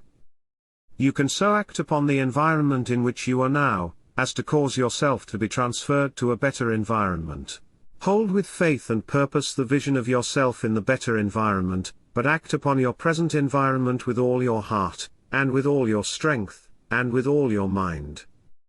Do not spend any time in daydreaming or castle building, hold to the one vision of what you want, and act now. Do not cast about, seeking some new thing to do or some strange, unusual, or remarkable action to perform as a first step toward getting rich. It is probable that your actions, at least for some time to come, will be the same ones you have been performing for some time past, but you are to begin now to perform these actions in the certain way, which will surely make you rich. If you are engaged in some business, and feel that it is not the right one for you, do not wait until you get into the right business before you begin to act. Do not feel discouraged or sit down and lament because you are misplaced. No one is so misplaced that he cannot find the right place, and no one is so involved in the wrong business that he cannot get into the right business. Hold the vision of yourself in the right business, with the purpose to get into it and the faith that you will get into it and are getting into it, but act in your present business. Use your present business as the means of getting a better one, and use your present environment as the means of getting into a better one. Your vision of the right business, if held with faith and purpose, will cause the supreme power to move the right business toward you. And your action, if performed in the certain way, will cause you to move toward the business. If you are an employee or wage earner, and feel that you must change places in order to get what you want, do not project your thought into space, and rely upon it to get you another job. It will probably fail to do so. Hold the vision of yourself in the job you want while you act with faith and purpose on the job you have, and you will certainly get the job you want. Your vision and faith will set the creative force in motion to bring it toward you, and your action will cause the forces in your own environment to move you toward the place you want. In closing this chapter, we will add another statement to our syllabus. There is a thinking stuff from which all things are made, and which, in its original state, permeates, penetrates, and fills the interspaces of the universe. A thought in this substance produces the thing that is imaged by the thought. A person can form things in his thought, and, by impressing his thought upon formless substance, can cause the thing he thinks about to be created. In order to do this, a person must pass from the competitive to the creative mind. He must form a clear mental picture of the things he wants, and hold this picture in his thoughts with the fixed purpose to get what he wants, and the unwavering faith that he does get what he wants, closing his mind to all that may tend to shake his purpose, dim his vision, or quench his faith. So that he may receive what he wants when it comes, a person must act now upon the people and things in his present environment. Chapter 12. Efficient action. You must use your thought as directed in previous chapters, and begin to do what you can do where you are, and you must do all that you can do where you are. You can advance only by being larger than your present place, and no one is larger than his present place, who leaves undone any of the work pertaining to that place. The world is advanced only by those who more than fill their present places.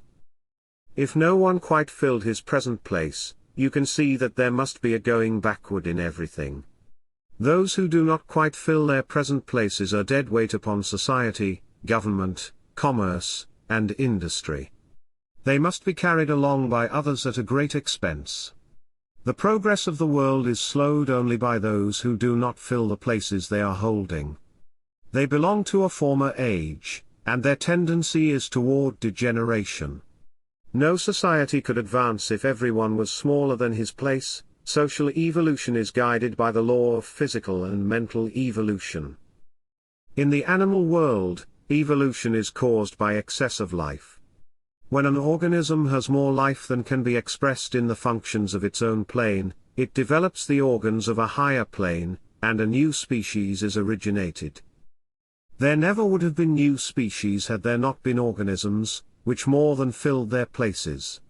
The law is exactly the same for you. Your getting rich depends upon your applying this principle to your own affairs. Every day is either a successful day or a day of failure, and it is the successful days which get you what you want. If every day is a failure, you can never get rich, while if every day is a success, you cannot fail to get rich. If there is something that may be done today and you do not do it, you have failed insofar as that thing is concerned, and the consequences may be more disastrous than you imagine.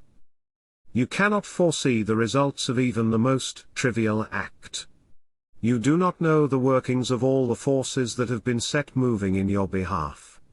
Much may be depending on your doing some simple act, and it may be the very thing which is to open the door of opportunity to very great possibilities. You can never know all the combinations which Supreme Intelligence is making for you in the world of things and of human affairs. Your neglect or failure to do some small thing may cause a long delay in getting what you want. Do, every day, all that can be done that day. There is, however, a limitation or qualification of the above that you must take into account.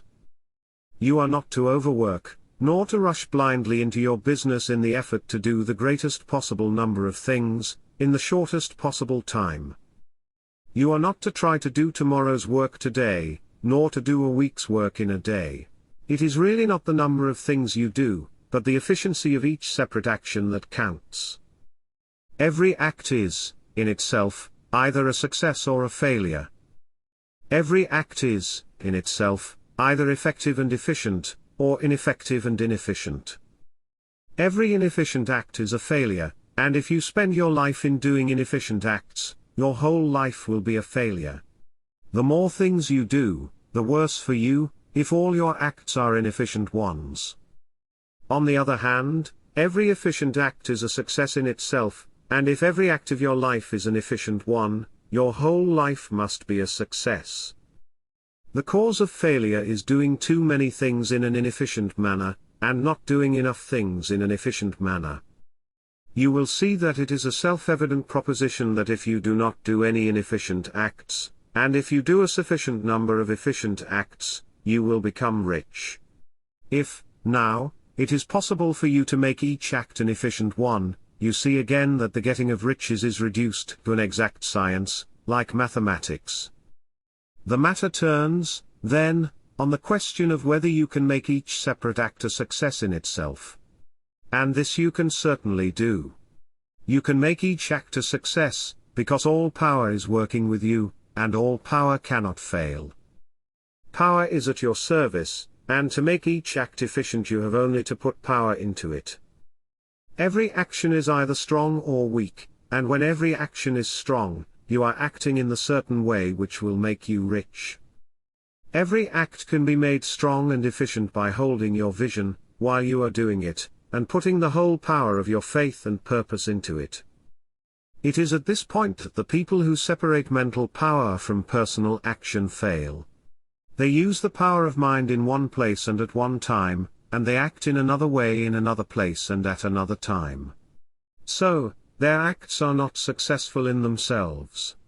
Too many of them are inefficient.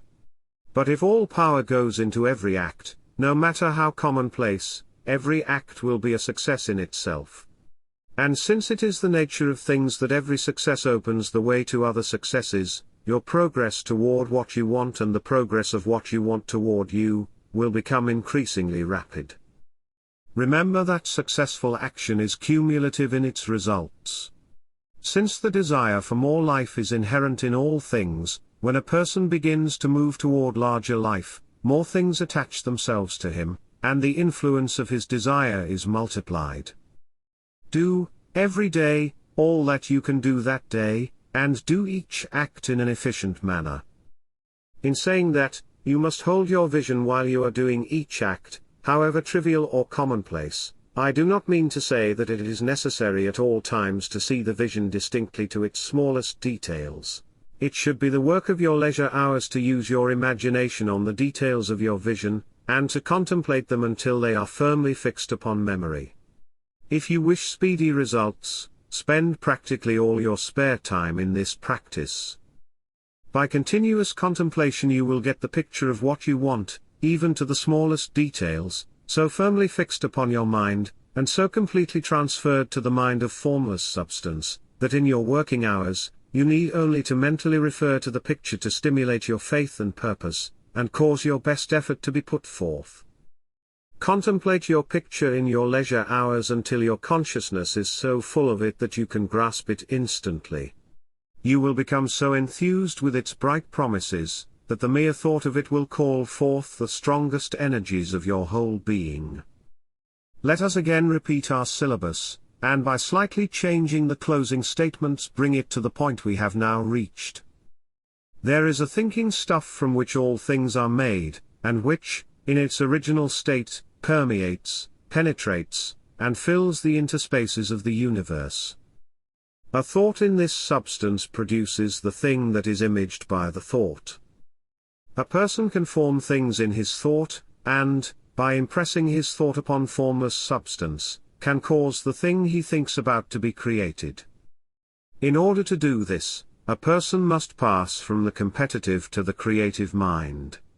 He must form a clear mental picture of the things he wants, and must do, with faith and purpose, all that can be done each day, doing each separate thing in an efficient manner. Chapter 13. Getting into the right business. Success, in any particular business, depends for one thing upon your possessing, in a well-developed state, the faculties required in that business. Without good musical faculty, no one can succeed as a teacher of music. Without well-developed mechanical faculties, no one can achieve great success in any of the mechanical trades. Without tact and the commercial faculties, no one can succeed in mercantile pursuits. But to possess in a well-developed state the faculties required in your particular vocation does not ensure getting rich. There are musicians who have remarkable talent, and who yet remain poor. There are blacksmiths, carpenters, and so on who have excellent mechanical ability, but who do not get rich. And there are merchants with good faculties for dealing with people who nevertheless fail. The different faculties are tools. It is essential to have good tools, but it is also essential that the tools should be used in the right way. One man can take a sharp saw, a square, a good plane, and so on, and build a handsome article of furniture. Another man can take the same tools and set to work to duplicate the article, but his production will be a botch. He does not know how to use good tools in a successful way. The various faculties of your mind are the tools with which you must do the work, which is to make you rich. So it will be easier for you to succeed if you get into a business for which you are well equipped with mental tools. Generally speaking, you will do best in that business which will use your strongest faculties, the one for which you are naturally best fitted. But there are limitations to this statement also. No one should regard his vocation as being irrevocably fixed by the tendencies with which he was born. You can get rich in any business, for if you have not the right talent, you can develop that talent. It merely means that you will have to make your tools as you go along, instead of confining yourself to the use of those with which you were born. It will be easier for you to succeed in a vocation for which you already have the talents, in a well-developed state. But you can succeed in any vocation, for you can develop any rudimentary talent, and there is no talent of which you have not at least the rudiment. You will get rich most easily in terms of effort, if you do that for which you are best fitted, but you will get rich most satisfactorily, if you do that which you want to do. Doing what you want to do is life, and there is no real satisfaction in living if we are compelled to be forever doing something which we do not like to do, and can never do what we want to do. And it is certain that you can do what you want to do. The desire to do it is proof that you have within you the power which can do it. Desire is a manifestation of power. The desire to play music is the power which can play music seeking expression and development. The desire to invent mechanical devices is the mechanical talent seeking expression and development. Where there is no power, either developed or undeveloped, to do a thing, there is never any desire to do that thing, and where there is strong desire to do a thing, it is certain proof that the power to do it is strong, and only requires to be developed and applied in the right way. All other things being equal, it is best to select the business for which you have the best developed talent, but if you have a strong desire to engage in any particular line of work, you should select that work as the ultimate end at which you aim. You can do what you want to do, and it is your right and privilege to follow the business or avocation which will be most congenial and pleasant. You are not obliged to do what you do not like to do, and should not do it except as a means to bring you to the doing of the thing you want to do. If there are past mistakes, whose consequences have placed you in an undesirable business or environment, you may be obliged for some time to do what you do not like to do, but you can make the doing of it pleasant, by knowing that it is making it possible for you to come to the doing of what you want to do. If you feel that you are not in the right vocation, do not act too hastily in trying to get into another one. The best way, generally, to change business or environment is by growth. Do not be afraid to make a sudden and radical change if the opportunity is presented, and you feel after careful consideration that it is the right opportunity, but never take sudden or radical action when you are in doubt as to the wisdom of doing so. There is never any hurry on the creative plane, and there is no lack of opportunity. When you get out of the competitive mind, you will understand that you never need to act hastily. No one else is going to beat you to the thing you want to do. There is enough for all. If one space is taken, another and a better one will be opened for you a little farther on. There is plenty of time. When you are in doubt, wait. Fall back on the contemplation of your vision, and increase your faith and purpose. And by all means, in times of doubt and indecision, cultivate gratitude. A day or two spent in contemplating the vision of what you want, and in earnest thanksgiving that you are getting it, will bring your mind into such close relationship with the Supreme that you will make no mistake when you do act. There is a mind which knows all there is to know, and you can come into close unity with this mind by faith, and the purpose to advance in life, if you have deep gratitude. Mistakes come from acting hastily, or from acting in fear or doubt, or in forgetfulness of the right motive, which is more life to all, and less to none. As you go on in the certain way, opportunities will come to you in increasing number, and you will need to be very steady in your faith and purpose, and to keep in close touch with the Supreme Mind by reverent gratitude. Do all that you can do in a perfect manner every day, but do it without haste, worry, or fear. Go as fast as you can, but never hurry. Remember that in the moment you begin to hurry, you cease to be a creator and become a competitor. You drop back upon the old plane again. Whenever you find yourself hurrying, call a halt. Fix your attention on the mental image of the thing you want, and begin to give thanks that you are getting it. The exercise of gratitude will never fail to strengthen your faith and renew your purpose. Chapter 14. The impression of increase. Whether you change your vocation or not, your actions for the present must be those pertaining to the business in which you are now engaged. You can get into the business you want by making constructive use of the business you are already established in, by doing your daily work in the certain way. And insofar as your business consists in dealing with other people, whether personally or by letter, the key thought of all your efforts must be to convey to their minds the impression of increase. Increase is what all men and all women are seeking. It is the urge of the formless intelligence within them seeking fuller expression.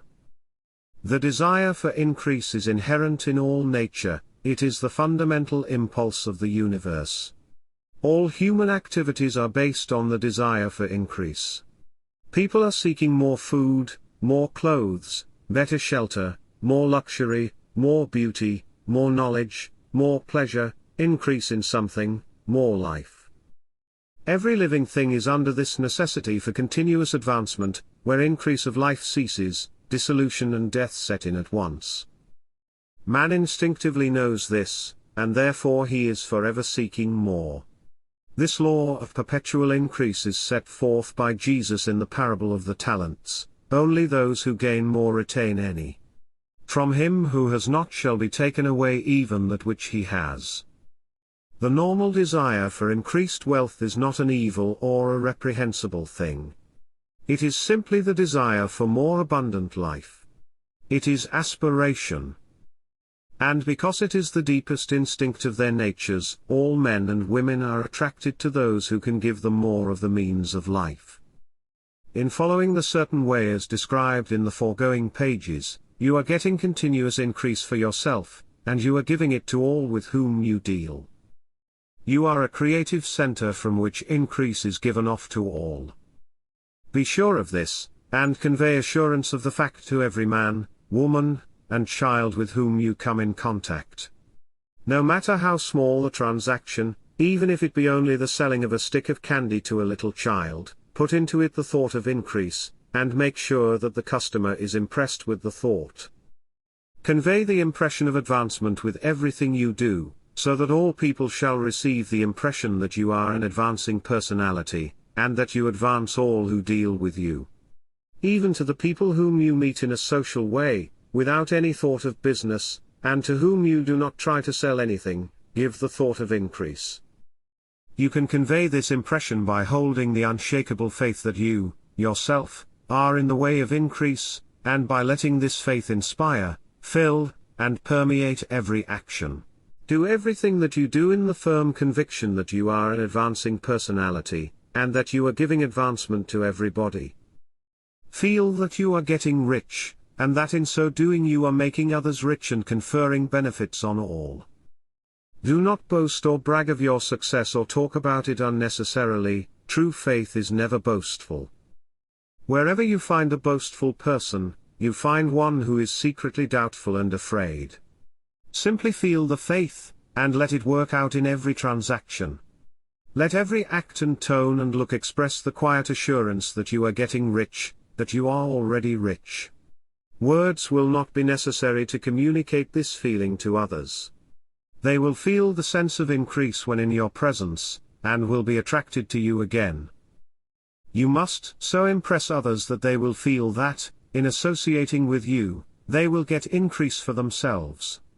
See that you give them a use value greater than the cash value you are taking from them. Take an honest pride in doing this, and let everybody know it, and you will have no lack of customers.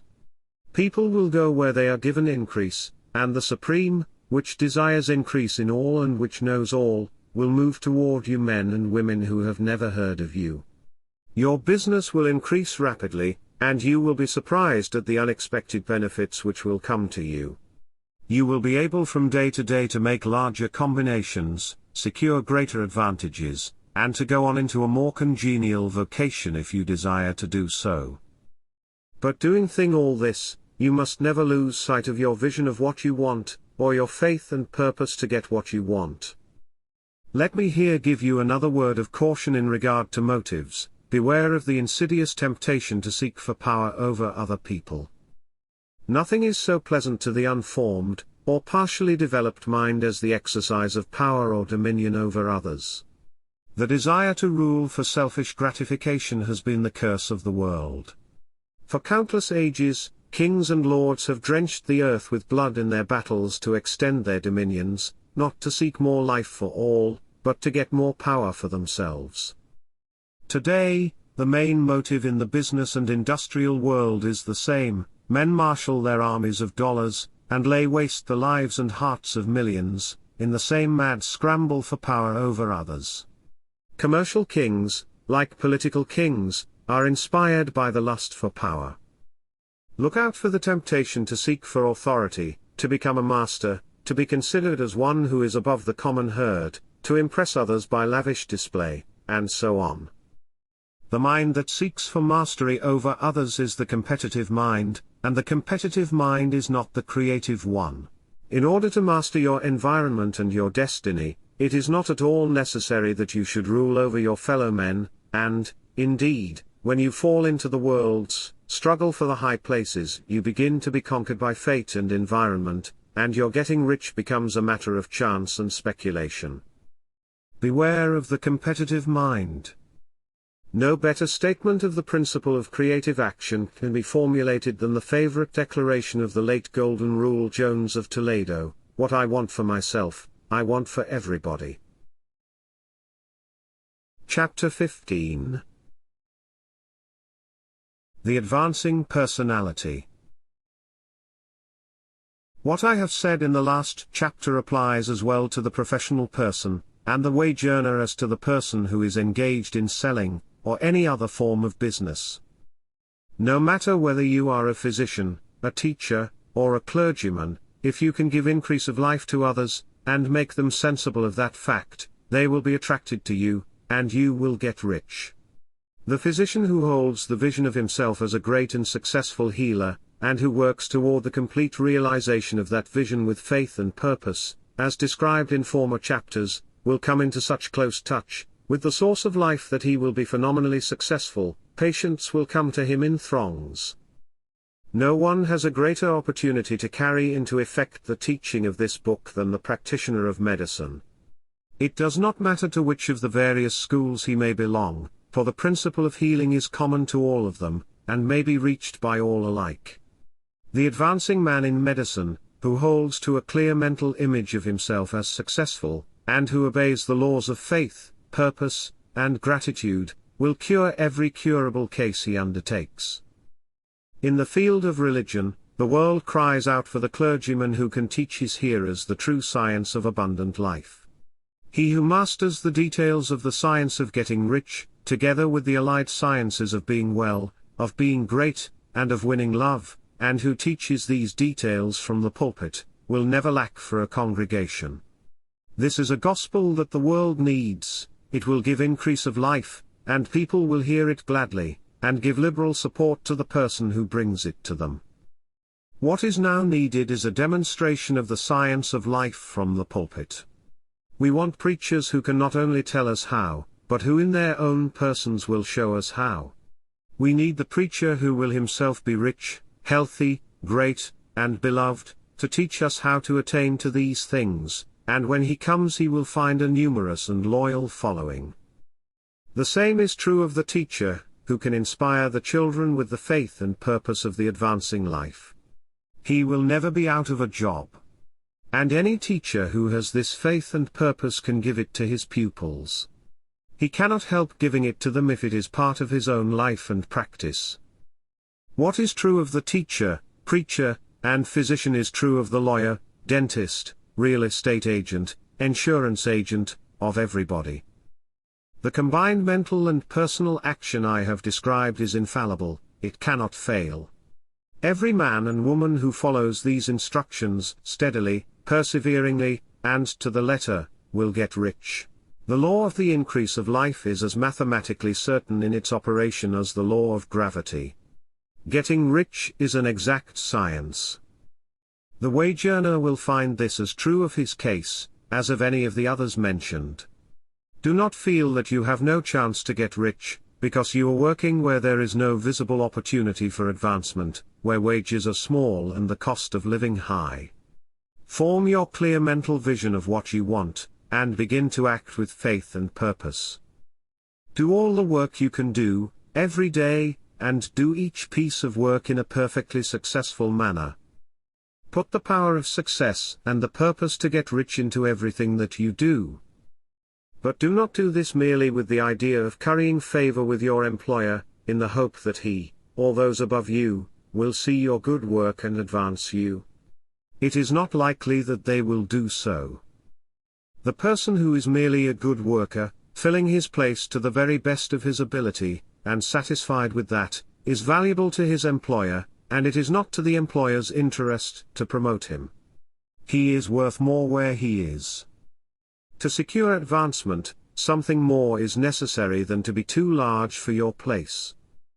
The person who is certain to advance is the one who is too big for his place, who has a clear concept of what he wants to be, who knows that he can become what he wants to be, and who is determined to be what he wants to be.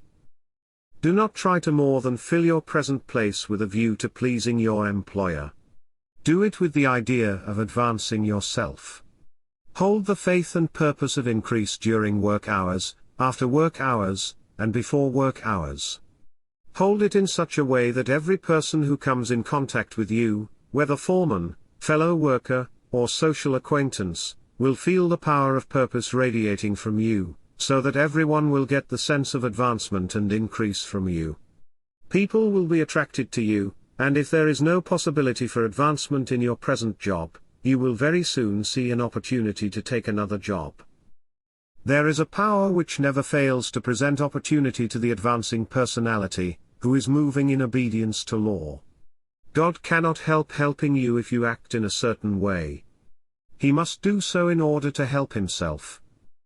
There is nothing in your circumstances, or in the industrial situation that can keep you down. If you cannot get rich working for the Steel Trust, you can get rich on a 10-acre farm. And if you begin to move in the certain way, you will certainly escape from the clutches of the Steel Trust, and get onto the farm or wherever else you wish to be. If a few thousands of its employees would enter upon the certain way, the Steel Trust would soon be in a bad plight. It would have to give its workers more opportunity, or go out of business. Nobody has to work for a trust. The trust can keep people in so-called hopeless conditions only, so long as there are people who are ignorant of the science of getting rich, or too intellectually slothful to practice it. Begin this way of thinking and acting, and your faith and purpose will make you quick to see any opportunity to better your condition. Such opportunities will speedily come, for the Supreme Power, working in all and working for you, will bring them before you. Do not wait for an opportunity to be all that you want to be. When an opportunity to be more than you are now is presented, and you feel impelled toward it, take it. It will be the first step toward a greater opportunity. There is no such thing possible in this universe as a lack of opportunities, for the person who is living the advancing life. It is inherent in the constitution of the cosmos that all things shall be for him, and work together for his good, and he must certainly get rich if he acts and thinks in the certain way. So let wage-earning men and women study this book with great care, and enter with confidence upon the course of action it prescribes. It will not fail. Chapter 16. Some cautions and concluding observations. Many people will scoff at the idea that there is an exact science of getting rich. Holding the impression that the supply of wealth is limited, they will insist that social and governmental institutions must be changed, before even any considerable number of people can acquire a competence.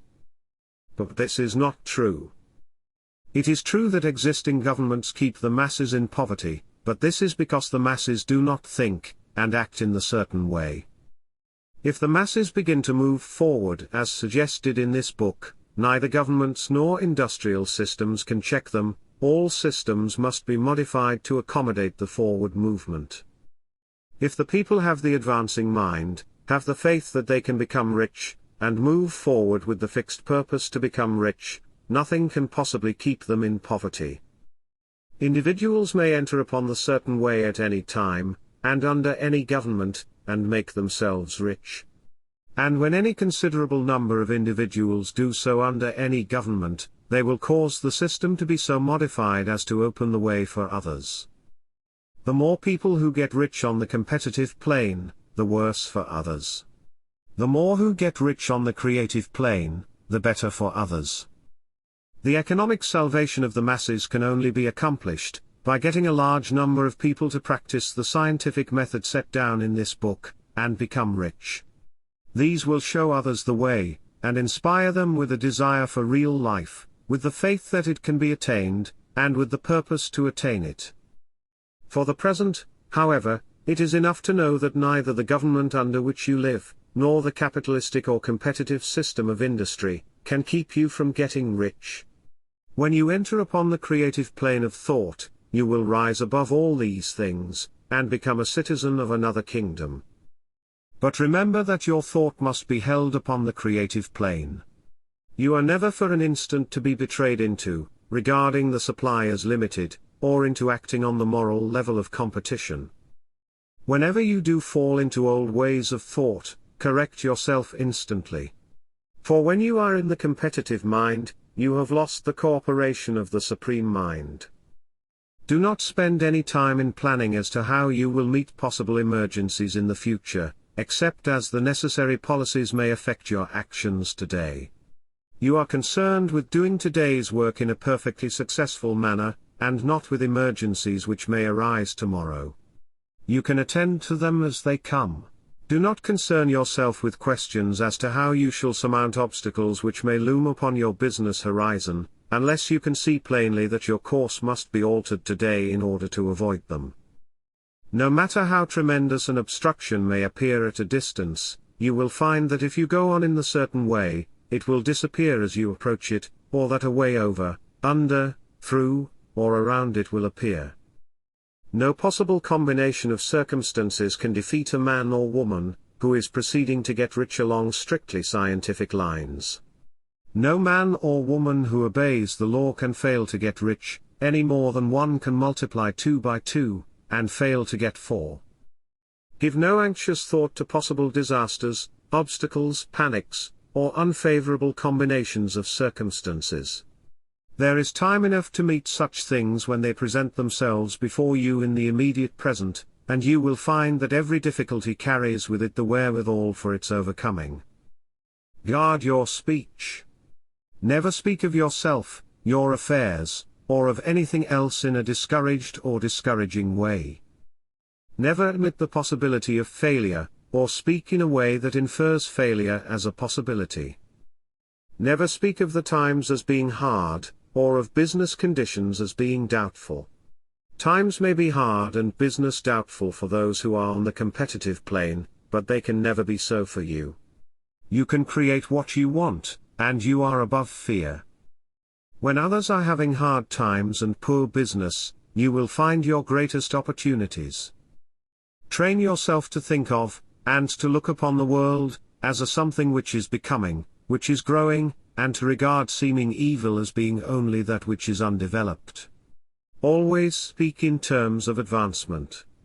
To do otherwise is to deny your faith, and to deny your faith is to lose it. Never allow yourself to feel disappointed. You may expect to have a certain thing at a certain time and not get it at that time, and this will appear to you like failure. But if you hold to your faith, you will find that the failure is only apparent. Go on in the certain way, and if you do not receive that thing, you will receive something so much better, that you will see that the seeming failure was really a great success. A student of this science had set his mind on making a certain business combination, which seemed to him at the time to be very desirable, and he worked for some weeks to bring it about. When the crucial time came, the thing failed in a perfectly inexplicable way. It was as if some unseen influence had been working secretly against him. But he was not disappointed. On the contrary, he thanked God that his desire had been overruled, and went steadily on with a grateful mind. In a few weeks, an opportunity so much better came his way that he would not have made the first deal on any account, and he saw that a mind which knew more than he knew, had prevented him from losing the greater good, by entangling himself with the lesser. That is the way every seeming failure will work out for you, if you keep your faith, hold to your purpose, have gratitude, and do, every day, all that can be done that day, doing each separate act in a successful manner. When you make a failure, it is because you have not asked for enough. Keep on, and a larger thing, than you were seeking will certainly come to you. Remember this. You will not fail because you lack the necessary talent to do what you wish to do. If you go on as I have directed, you will develop all the talent that is necessary to the doing of your work. It is not within the scope of this book to deal with the science of cultivating talent, but it is as certain and simple as the process of getting rich. However, do not hesitate or waver for fear that when you come to any certain place, you will fail for lack of ability. Keep right on, and when you come to that place, the ability will be furnished to you. The same source of ability which enabled the untaught Lincoln to do the greatest work in government, ever accomplished by a single man, is open to you. You may draw upon all the mind there is for wisdom to use in meeting the responsibilities, which are laid upon you. Go on in full faith. Study this book. Make it your constant companion until you have mastered all the ideas contained in it. While you are getting firmly established in this faith, you will do well to give up most recreations and pleasure, and to stay away from places where ideas conflicting with these are advanced in lectures or sermons. Do not read pessimistic or conflicting literature or get into arguments upon the matter. Spend most of your leisure time in contemplating your vision, in cultivating gratitude, and in reading this book. It contains all you need to know of the science of getting rich, and you will find all the essentials summed up in the following chapter. Chapter 17. A summary of the science of getting rich. There is a thinking stuff from which all things are made, and which, in its original state, permeates, penetrates, and fills the interspaces of the universe. A thought in this substance produces the thing that is imaged by the thought. A person can form things in his thought, and by impressing his thought upon formless substance, can cause the thing he thinks about to be created. In order to do this, a person must pass from the competitive to the creative mind. Otherwise, he cannot be in harmony with formless intelligence, which is always creative and never competitive in spirit. A person may come into full harmony with the formless substance by entertaining a lively and sincere gratitude for the blessings it bestows upon him. Gratitude unifies the mind of man with the intelligence of substance, so that man's thoughts are received by the formless. A person can remain upon the creative plane only by uniting himself with the formless intelligence, through a deep and continuous feeling of gratitude. A person must form a clear and definite mental image of the things he wishes to have, to do, or to become, and he must hold this mental image in his thoughts, while being deeply grateful to the Supreme that all his desires are granted to him. The person who wishes to get rich must spend his leisure hours in contemplating his vision, and in earnest thanksgiving that the reality is being given to him. Too much stress cannot be laid on the importance of frequent contemplation of the mental image, coupled with unwavering faith and devout gratitude. This is the process by which the impression is given to the formless, and the creative forces set in motion. The creative energy works through the established channels of natural growth, and of the industrial and social order. All that is included in his mental image will surely be brought to the person who follows the instructions given above, and whose faith does not waver. What he wants will come to him, through the ways of established trade and commerce. In order to receive his own when it is ready to come to him, a person must be in action in a way that causes him to more than fill his present place. He must keep in mind the purpose to get rich through realization of his mental image. And he must do, every day, all that can be done that day, taking care to do each act in a successful manner. He must give to every person a use value in excess of the cash value he receives, so that each transaction makes for more life, and he must hold the advancing thought, so that the impression of increase will be communicated to all, with whom he comes into contact. The men and women who practice the foregoing instructions will certainly get rich, and the riches they receive will be in exact proportion to the definiteness of their vision, the fixity of their purpose, the steadiness of their faith, and the depth of their gratitude.